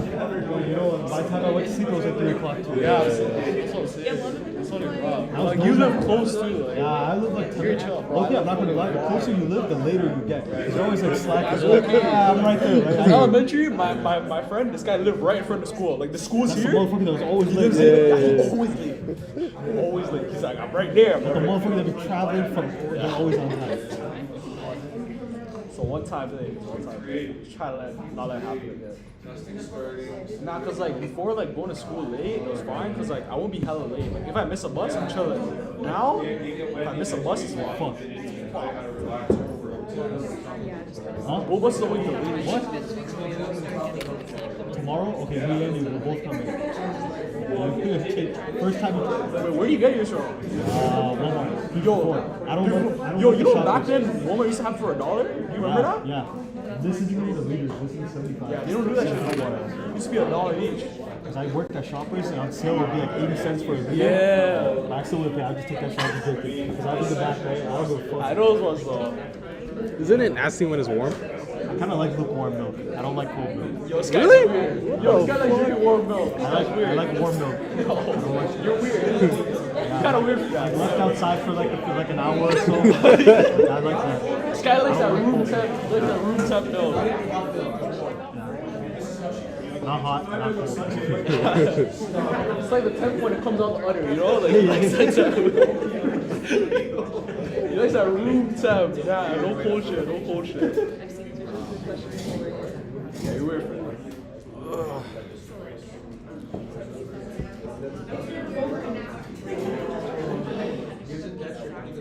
When are you gonna quit, bro? When are you you gonna quit? Next year? When are you gonna quit Tim's? When are you gonna quit? Oh, you gotta quit that job. You gotta quit man. that, bro. Yo, wait, Trust your me, it's tips, your tips opens at 2 It's o'clock. not worth it. You didn't get tips, gang. Yo, his tips opens at 2 in the morning. I know you quit. I'm telling you quit. Just skip dinner, man. You skipped dinner? Cut it. Last time you asked the guy, yo, how much you eat in a day? 5,500, 5,500. Casual, so Now light. it's down to like 5. What the fuck? You're down to 5, that's cutting. Well, don't worry, This guy just said that's eating cutting. straight up peanut butter, bro. My juice gets spooning a whole peanut butter while saying this.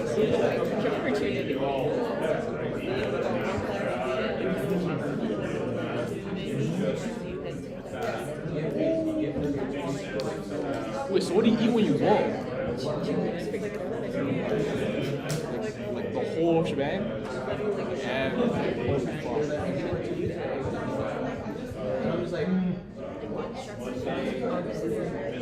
no dirty ball? No dirty ball? So once sometimes? Like a little bit?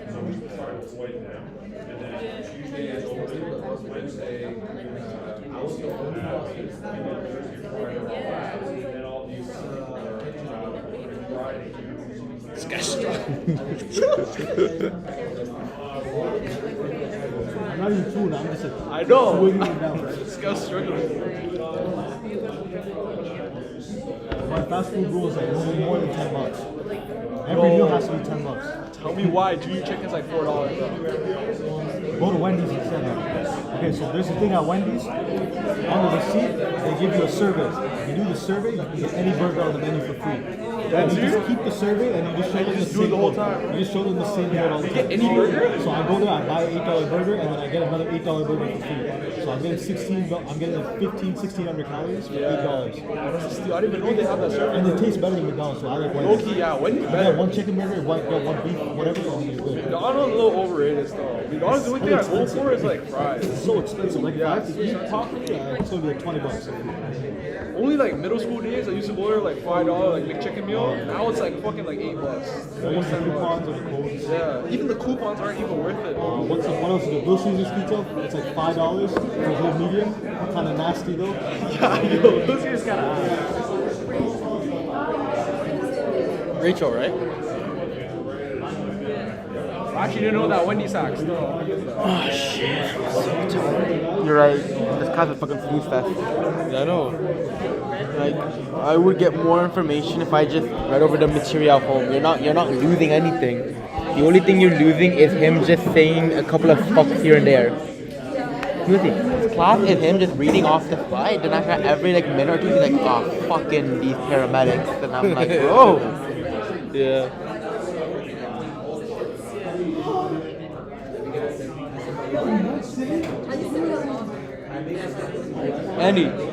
Andy, are you in for tomorrow's lab practice? You guys are doing lab practice tomorrow? Practice tomorrow. Stay. You know why? After People are- academy, and then we do like the quiz together? Yeah, Shit? we're all doing a quiz together. Yeah, I'm down. I didn't know who's Was that in during class time? after class time. Nah, because it doesn't even open until after It opens till class. 5. It opens at 5 and ends on Thursday at 5. Bro, everyone can just. Okay, so here's the thing. He says he monitors, right? How long you take on a question. I'm trying to go over the lecture tonight. If you and everybody just sit together and work on it, it'll take like a minute a question, guaranteed.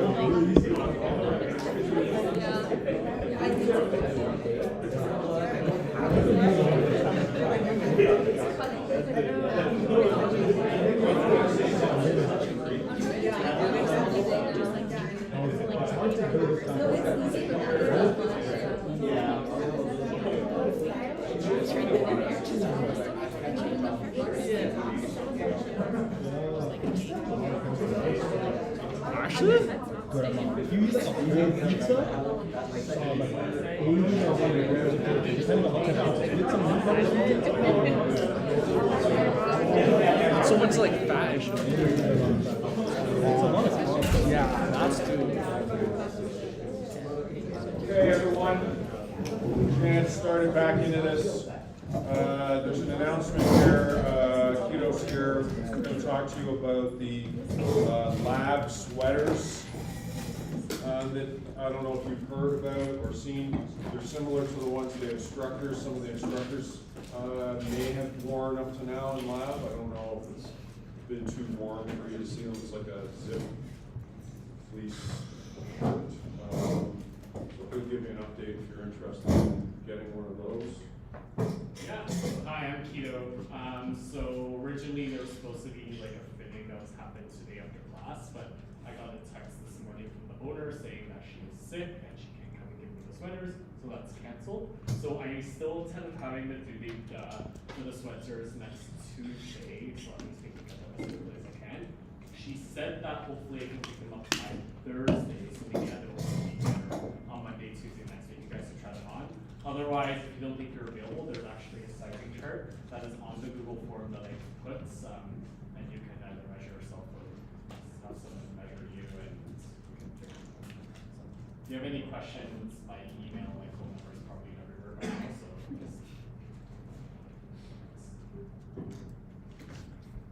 Has the manufacturer been changed, do you know? No, it's the same. Okay. It's just that So the order- what you need to be aware of with the sizing of these things is, it will not probably be the traditional size of sweatshirt you take. So if you're wearing one right now, that size will probably fit way too big. So I highly recommend that you be cautious of just measuring yourself, but come into the lab, be here for the sizing kit, because some of the girls are taking like a double extra small because of the way it's cut. Okay? It started that these things were just for the fire service, and so they were very generous cut because you're wearing a shirt and a hood on underneath. And then the sizing came in, and they're just people swimming in them, and you would look like you're like wearing a skirt in some cases. So make sure you get in here to try on these things if you're interested in getting one. They're really good quality. They will last you forever. I swear you could put a bullet through it and it would bounce right off. But They're make fleece, sure. they're not bulletproof material. Yes, they are. Yes, they are. They're made of steel. That's why they're $121, guys. Yeah. Thank you. Embroidery. Yeah, can you email me?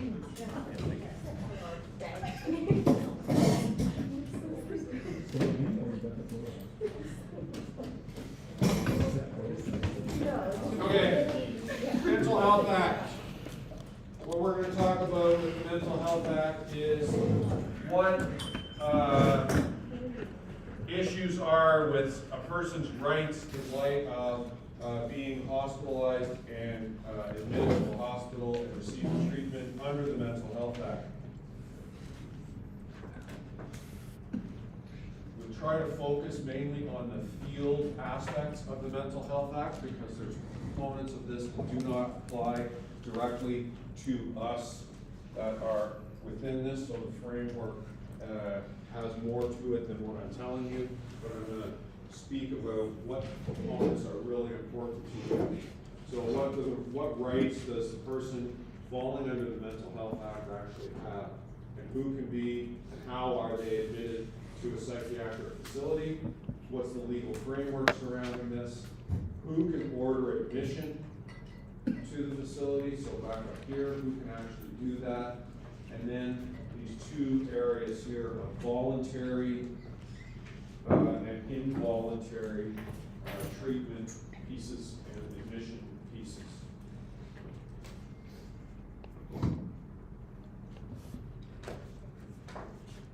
Okay, so the rights.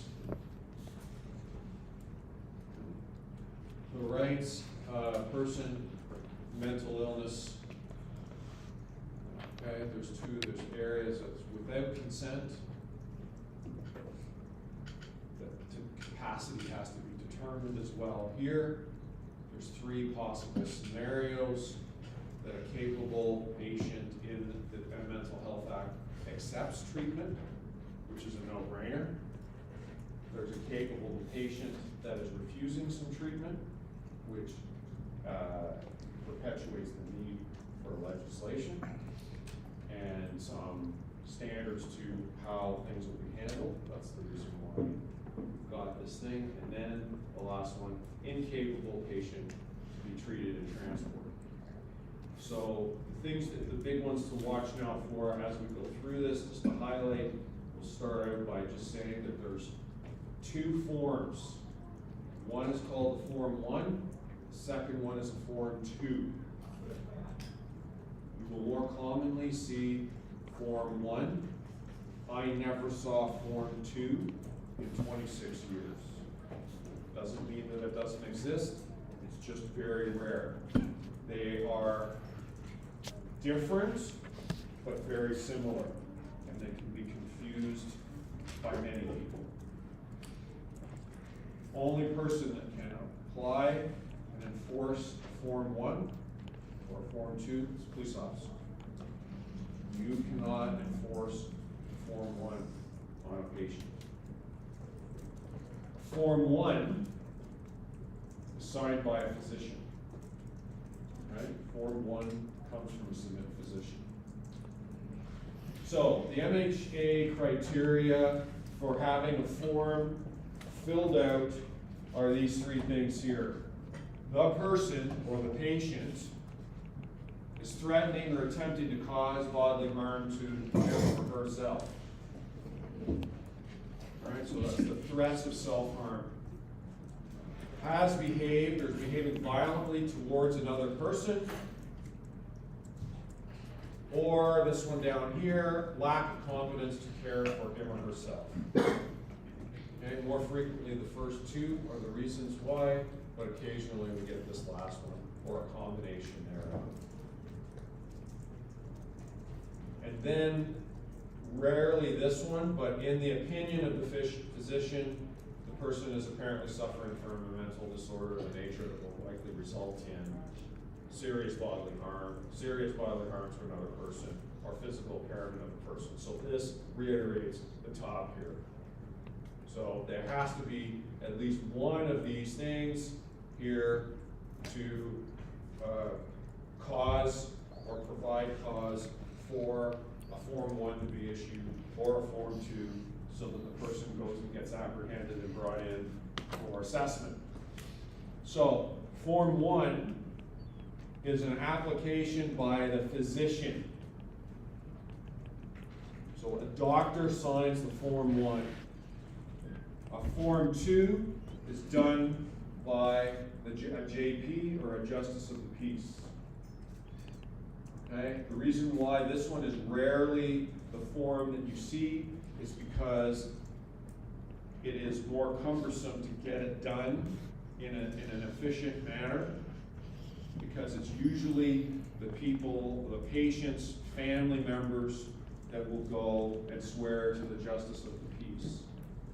Whether they don't have access to a physician, or they just found that that was easier to do than to talk to the doctor, or this was the last step that they could take to get help for their loved one, whatever, you very rarely see it being used, but you could come across it. That's not to say that I didn't see it, you're not going to see it. Okay, so Form 1 is a physician provides an application for psychiatric assessment. It can be as a result of an examination that they did on the patient, or a patient visit, or just from information provided to them by family members that this physician is probably known to the patient, maybe the family doctor or the actual psychiatrist. Then they fill out the Form 1 online, and it gets sent to the police division where the person that in question lives. This last one here is a apprehension by a police officer under the Mental Health Act. So this one is the one that is done daily, numerous times a day. Okay, maybe it's in the city of Toronto, that could be going on hundreds of thousands of times in a day, taking people to the hospital under the Mental Health Act. Just depends on what kind of day people are having out there. But what happens is a police officer has the right to arrest somebody in the field, if they encounter them, so on a 911 call, it could be a call with paramedics, they can arrest the person under the Mental Health Act and take them in for assessment.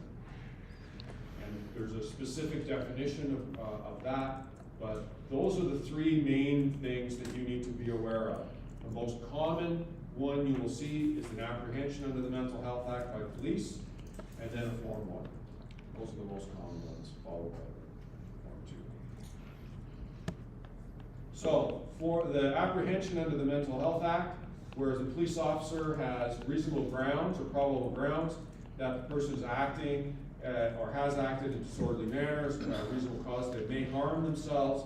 So this comes from those situations where the police come on scene and they've got a patient that maybe has written out a suicide note, drank some alcohol, taken some pills in an attempt to harm themselves. The police officer can then arrest that person and send them off to the hospital and escort them to the hospital with the paramedics, because it would not be reasonable for the police officer in that situation to then proceed under Section 16, which is having a Form 1 made. The person who's attempted to harm themselves needs to be in the hospital. Does everybody get it now? Apprehension under the Mental Health Act can happen at any time where the police observe someone that needs to be in the hospital under the Mental Health Act for acting in a disorderly manner or has tried to harm themselves or another person. Okay, that's why this one is the more common one, because most interactions with mental health people will occur with paramedics and or police.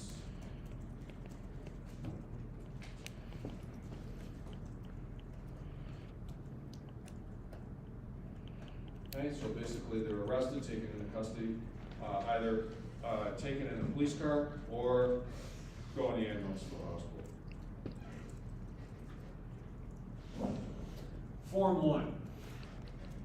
Physician fills out a form requesting psychiatric assessment, and it authorizes for 7 days, including the date of signature, for that to be enforced. So basically, what happens is the doctor tries to fill out the form and indicate the last known location of this person. Maybe they saw them in their home or they were living in a rooming house, whatever. But if when the police and the paramedics go there, they can't find that person, the Form 1 still lasts and sustains itself for 7 days so that they can actually try and find this person to bring them in. Okay?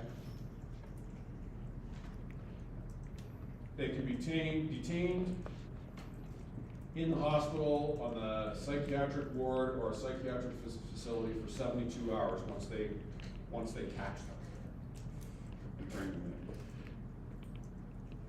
in. Doctor has to examine the patient, and basically a form is filled out online and it's sent to the division in question, and then signed from there. The police will have a copy of the Form 1 available when you arrive. So they have 7 days to catch them, then 72 hours to like hold them? Yep, so 7 days to catch, 72 to hold. Yep. So they cannot leave within those 72 hours until they're 5 hours? Yep. Yeah, we'll get to that in a second. That'll be defined a little bit more in a second. There is an expiry date, but it can be revoked. It can be renewed if necessary. So in some cases, these individuals will know that a Form 1 is out on them, and they'll show up at the hospital. If they show up at the hospital, it turns this into voluntary now, which, if they are voluntary, changes the terms that they can hold them for. There's a Form 42, you may hear about this form, that goes along with the Form 1. That is just there to advise the individual of their rights under the Mental Health Act, because there's a Form 1 on them during this 72-hour period, the doctor has to decide what they're gonna do, which can include releasing the patient, making them an informal or voluntary patient, or making the patient an involuntary patient, keeping them in the facility for treatment. That's what the Form 1 looks like. Copy of the PDF, it's online. So zoom in, see the name of the doctor, address, and that on this day examine the patient's name there and the address, and what I have reasonable cause to believe that the said person, one of the 3 bullet points that I already gave you, and the facts that make me believe this are here.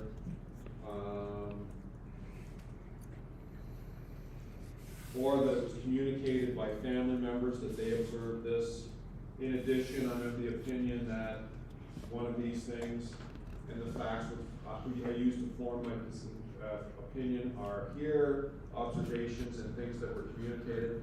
So similar to what you guys do when you're doing an assessment, what did I see on scene, what did I find on the patient, what did other people tell me? And you put that together and you get your incident history and the reasons why you did what you did with the patient, right? Do that with any patient interaction. In this case, this is mental health, but it's very similar. Okay?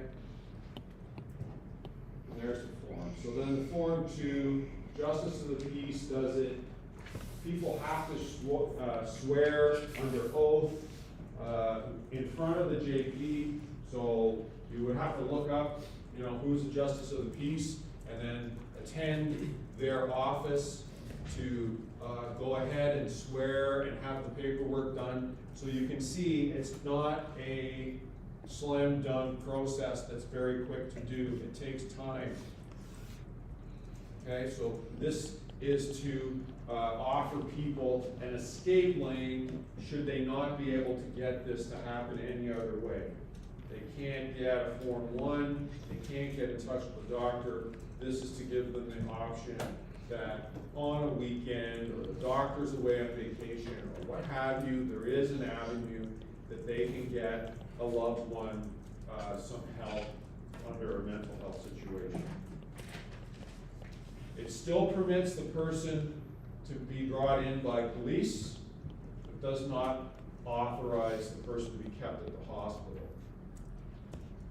Okay, so it works completely different, but it gets them to the hospital so that crisis can see them, and then crisis will decide what to do. Yeah. If someone knows they have a Form 2 on them, can they go to the hospital voluntarily as well? Yeah, but they probably wouldn't know. Nobody would come there. The last thing they'll see is the family, right, standing there, and then the family will go to the JP and swear, whereas the other one's not supposed to go to see. Yeah. So if a Form 2 is normally put out by family or friends out of concern, how does a Form 1 get initiated? Is that from a previous appointment with the physician, or? So it can be initiated by the family, and the doctor comes to the scene. It's a psychiatrist, probably their psychiatrist. Could be the family doctor. Sometimes the family just goes to the doctor and says, listen, this is what's going on, it's really bad, this is what we've been told to do, and they'll fill out the Form 1. Sometimes.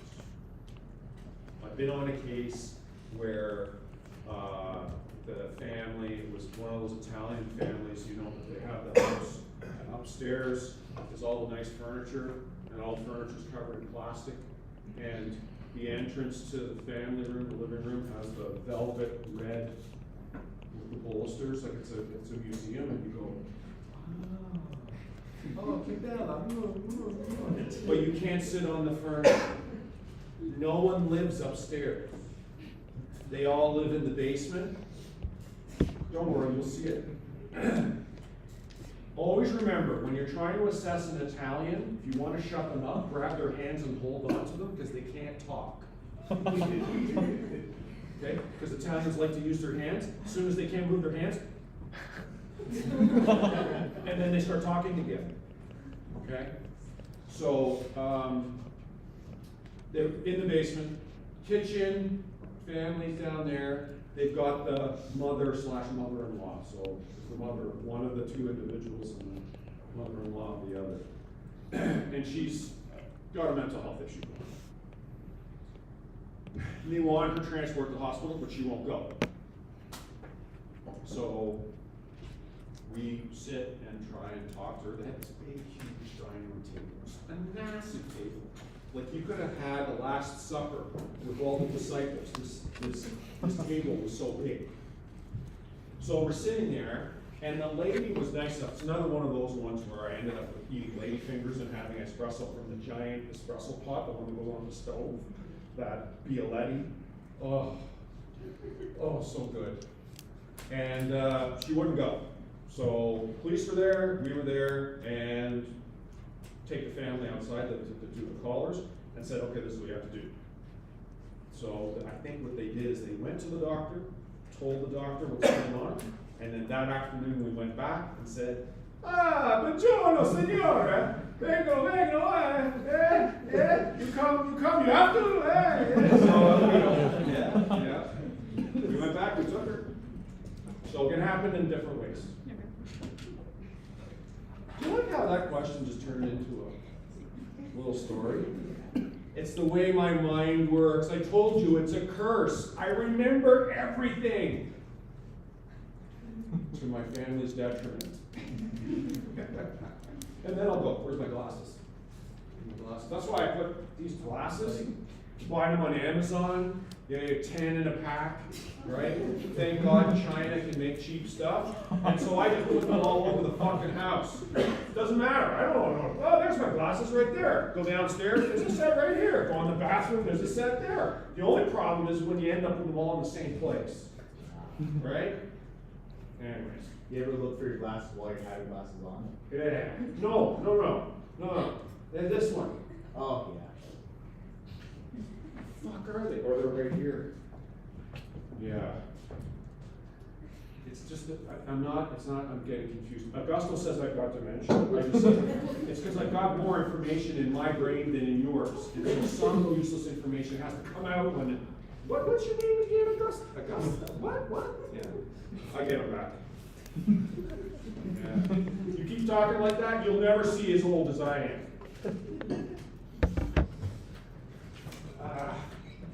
Form 9 is another form that you might see, you seldom see it. Just so you know what the context of this, Form 9 is someone who is left without authorization, who was in a psychiatric facility, and they put out an order that they have to go and get them and bring them back.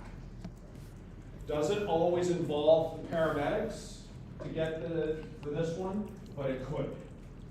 It's going to depend on the history of the patient and things that are going on in there. They asked this morning that they didn't really understand why it was necessary to have paramedics go on these anyways, like why can't the police just go and pick these people up? And I said, because it doesn't always work that way, a Form 1, that person may not want to go and probably is likely, otherwise they'd be voluntary, and they can start fighting, and it's just easier to have EMS there to put the person on the stretcher and restrain them on there and take them to the hospital inside the ambulance.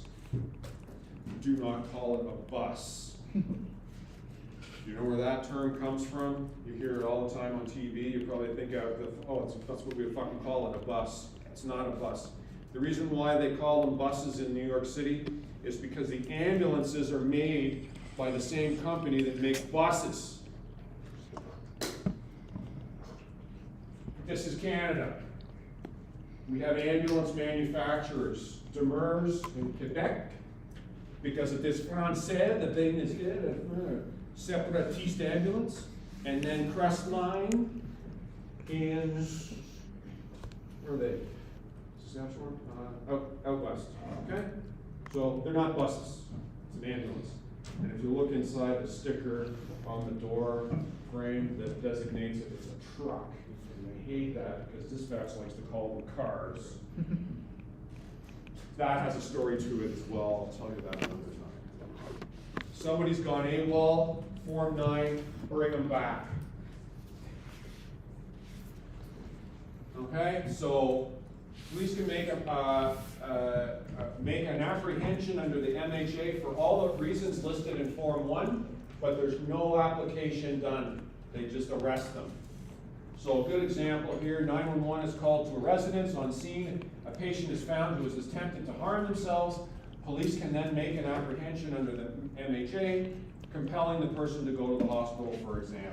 And that can involve the paramedics as well, depending on how they tried to harm themselves, and if there's treatment required by paramedics. And chances are, if they tried to harm themselves, they probably will go in the ambulance because it usually involves drugs and alcohol or some kind of physical attempt. So you would be on this call. Toronto has a specialized unit that works out of every division. In fact, one of the people that teaches in the nursing program is somebody I know from the road, and the unit is called MCIT, Mobile Crisis Intervention Team, MCIT. It's a psychiatric nurse, RN, working with a police officer in a division, and they go and they attend these calls like this. They know how to de-escalate, and they will transport people right out to Whitby Shores where possible. And it frees up divisional cars to do 911 calls, because what happens is when a police officer does an apprehension under the Mental Health Act, they're stuck sitting in the hospital until that person is discharged or admitted. And so that's why if we went over to Centenary Emerge right now, you'd probably see about 18 police cars sitting there, because there's a whole bunch of cops stuck in there with this exact apprehension under the Mental Health Act, that they have to stay. And it can be they are stuck there for hours. Same awful delay as the bus, where they're not accepting the patient. Crisis hasn't come down, they don't have a place for the patient, and then the cops are just sitting there, and the mental health person is inside the quiet room sitting there. So, great system we have. You've been called to a doctor's office for a patient who has a Form 1 that was completed by a doctor who is on scene. On arrival, the patient is in one of the assessment rooms. Police advise they have no one to send due to an incident in the area. What do you do?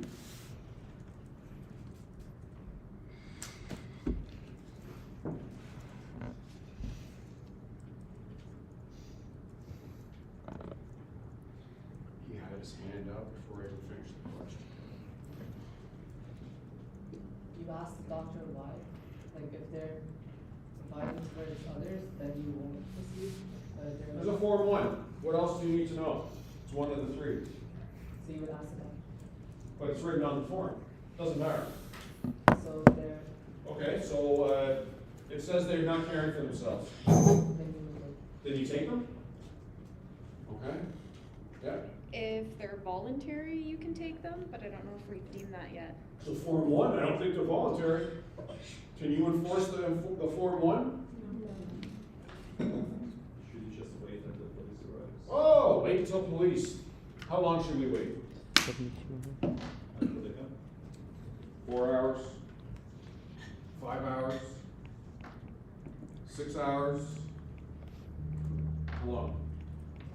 Anybody? Stay there all day? Have lunch? You know, talk to the patients and try to convince them to go voluntarily. This would be different. Can you do that? There's still a Form 1. It's a legal binding document. In fact, the police will have a copy of that Form 1. Can you assess the patient if they're non-violent to make sure that there's no ailments or anything, and then pass the care on to the doctor to police? Did you hear? Over there? Won't tell them what you said. See what they think about this. So I was just advised over here, one of your friends, assess the patient. See if there's anything medically wrong that needs urgent attention.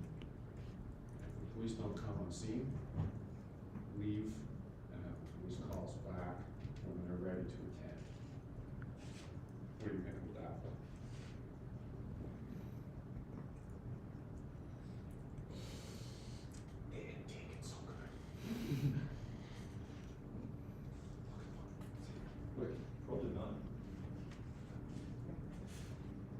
Absolutely not? Yeah. Or definitely not? Wouldn't be the, some kind of abandonment? Could it be? How would it be abandoned? Or the old, old police thing? You are there. This actually happened. Okay, I didn't just make this up. This actually happened. I know what the result is, but I left it out of here. Because I figured, you know what? There's some good duking it out we can have, right? Because I even have notes for 3 different things that I think could happen. You kind of gotten them. One of them's right. Anything else you want to tell them? Do you think it's abandonment if we assess this patient? I think the doctor's making a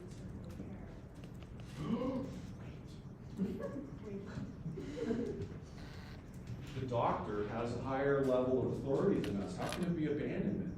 Huh, we got you. Okay. Can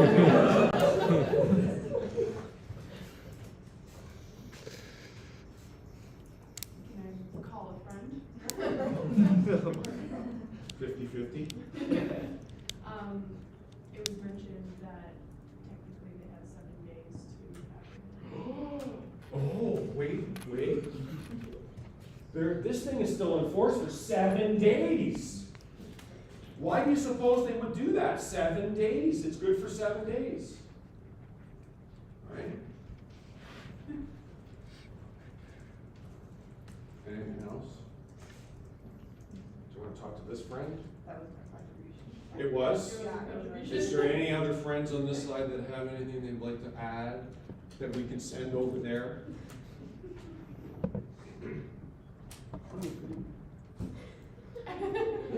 Let's build on that. What? It's a non-urgent matter. There's 911 calls to still do in the community, and we're sitting in this doctor's office with this person with the Form 1 and no police. The police who are the only ones who can enforce the Form 1. So we take that patient and we put them in the ambulance. They say, yeah, I'll go with you. Okay? There's a saying, crazy but not stupid. I can tell you a story about that too, if you want to hear it. You're driving down the DVP, and the patient says, I changed my mind, I want to get out here. And tries to open the back doors and get out of the ambulance. And I say that as an example, because that's happened too. So now who's got the problem?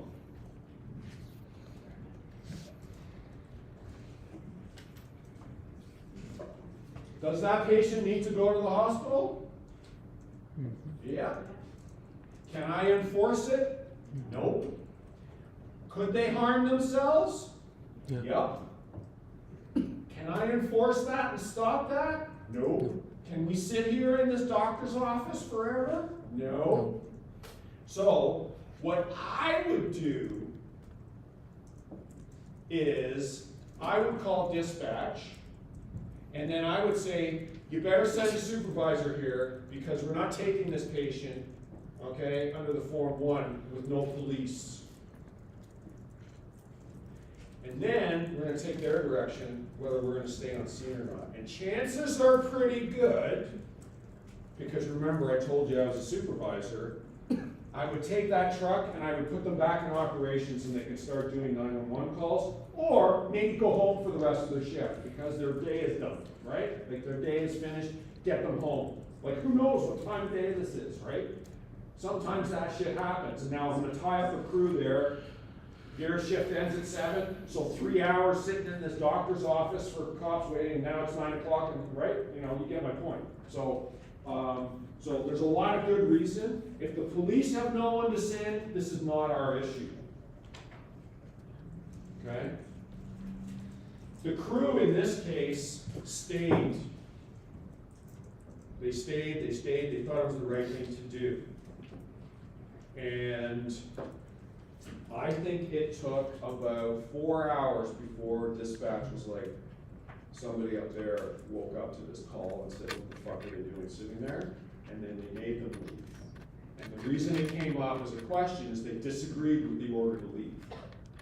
They thought they should have stayed and tried to get the patient to go to the hospital. And And they were getting into all kinds of liability because the program that they went to was not September College. They didn't learn how the Mental Health Act works and the legislation and who has the right to enforce the Form 1. They thought the Form 1 was all they needed to get away with what they wanted to do. And I'm like, no, no, no, sister, no, no, no, no. Big trouble. Okay, so here's the story. There's a guy driving along. Sunny day, it's beautiful out. He's got a convertible, old Cadillac, beautiful. Driving down the road, 2-lane road, and he's driving past this place, got beautiful grass as far as the eye could see, and some trees, and a high fence, probably like 18 feet high. He's driving along, his fence goes along for quite a bit. Barbed wire at the top of the fence that's positioned in such a way to keep people in, not the other way to keep people out. So it's kind of that kind of barbed wire. He suddenly fucking blows a tire. Damn Cadillac. And those tires are hard to find too, right? Blows a tire. Pulls off the side of the road. Gets out of the car. Starts changing the tire. While he's there, he sees there's a guy standing on the other side of the fence, smoking a cigarette. Just standing there watching what he's doing. He's changing the tire. Changing a tire is difficult, right?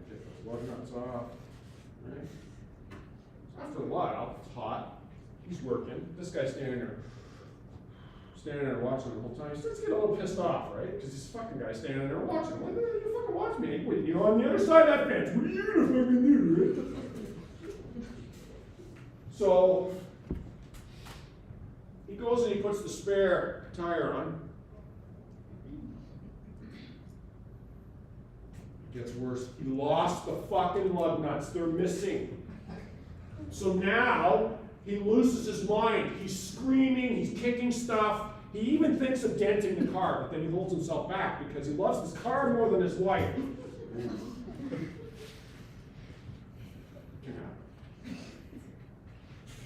Car talks back. Car's sitting right there. Lost the lug nuts. Can't put the spare tire back on. Car. So he's pacing around, going, what the fuck? Suddenly, he hears this voice. He goes, hey, come over here. He's like, don't tell me. It's the guy on the other side of the fence. He goes, what the fuck? What? Come here. What? What are you? He goes, I want to talk to you. He goes, what are you going to tell me? It's a 30-foot fence. I said, just come over here. I want to talk to you. By this time, this guy's lit another cigarette. So he goes over. He goes, okay, what? He goes, you lost the lug nuts. He was fucking right. He goes, okay, I'm going to tell you how to fix this problem. He goes, get out of here. He goes, easy.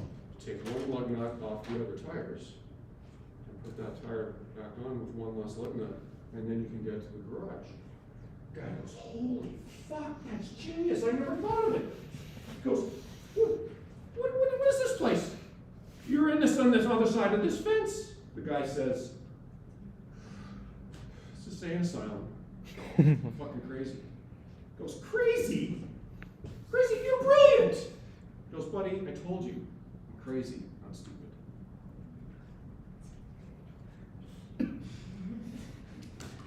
Always remember that when you're dealing with people that have mental health issues, because they may be crazy, but they're fucking not stupid, man. I'm telling you, you gotta keep up with some of them, because they're sharp. Okay?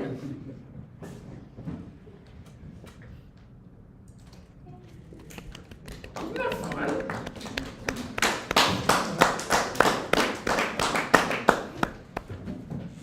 Some of the people at PHC say, I don't just come to Dave's classes to learn PHC stuff, I come to be entertained. All right, next week is mindfulness. Test is the following week. You've probably seen in the shell, there's like 5 questions For to get this you kind of case, salivating what would be over the what you're what would be gonna the get on the test, 'cause the test is so much fun. you can leave. I You wrote can the leave, right? test last week and I got 100%. Nice. Yeah! That means that you guys can do at least as well. I know Because for sure it's, that you're each gonna get 1. Seriously, if you've been paying attention and taking good notes and reading the stuff, you should be able to look at the questions and decipher what I'm looking for. Some questions will sound like they are absolutely true, with some false statements in them. That's to flesh out those that are guessing and don't really know what they're talking about, so be careful of those.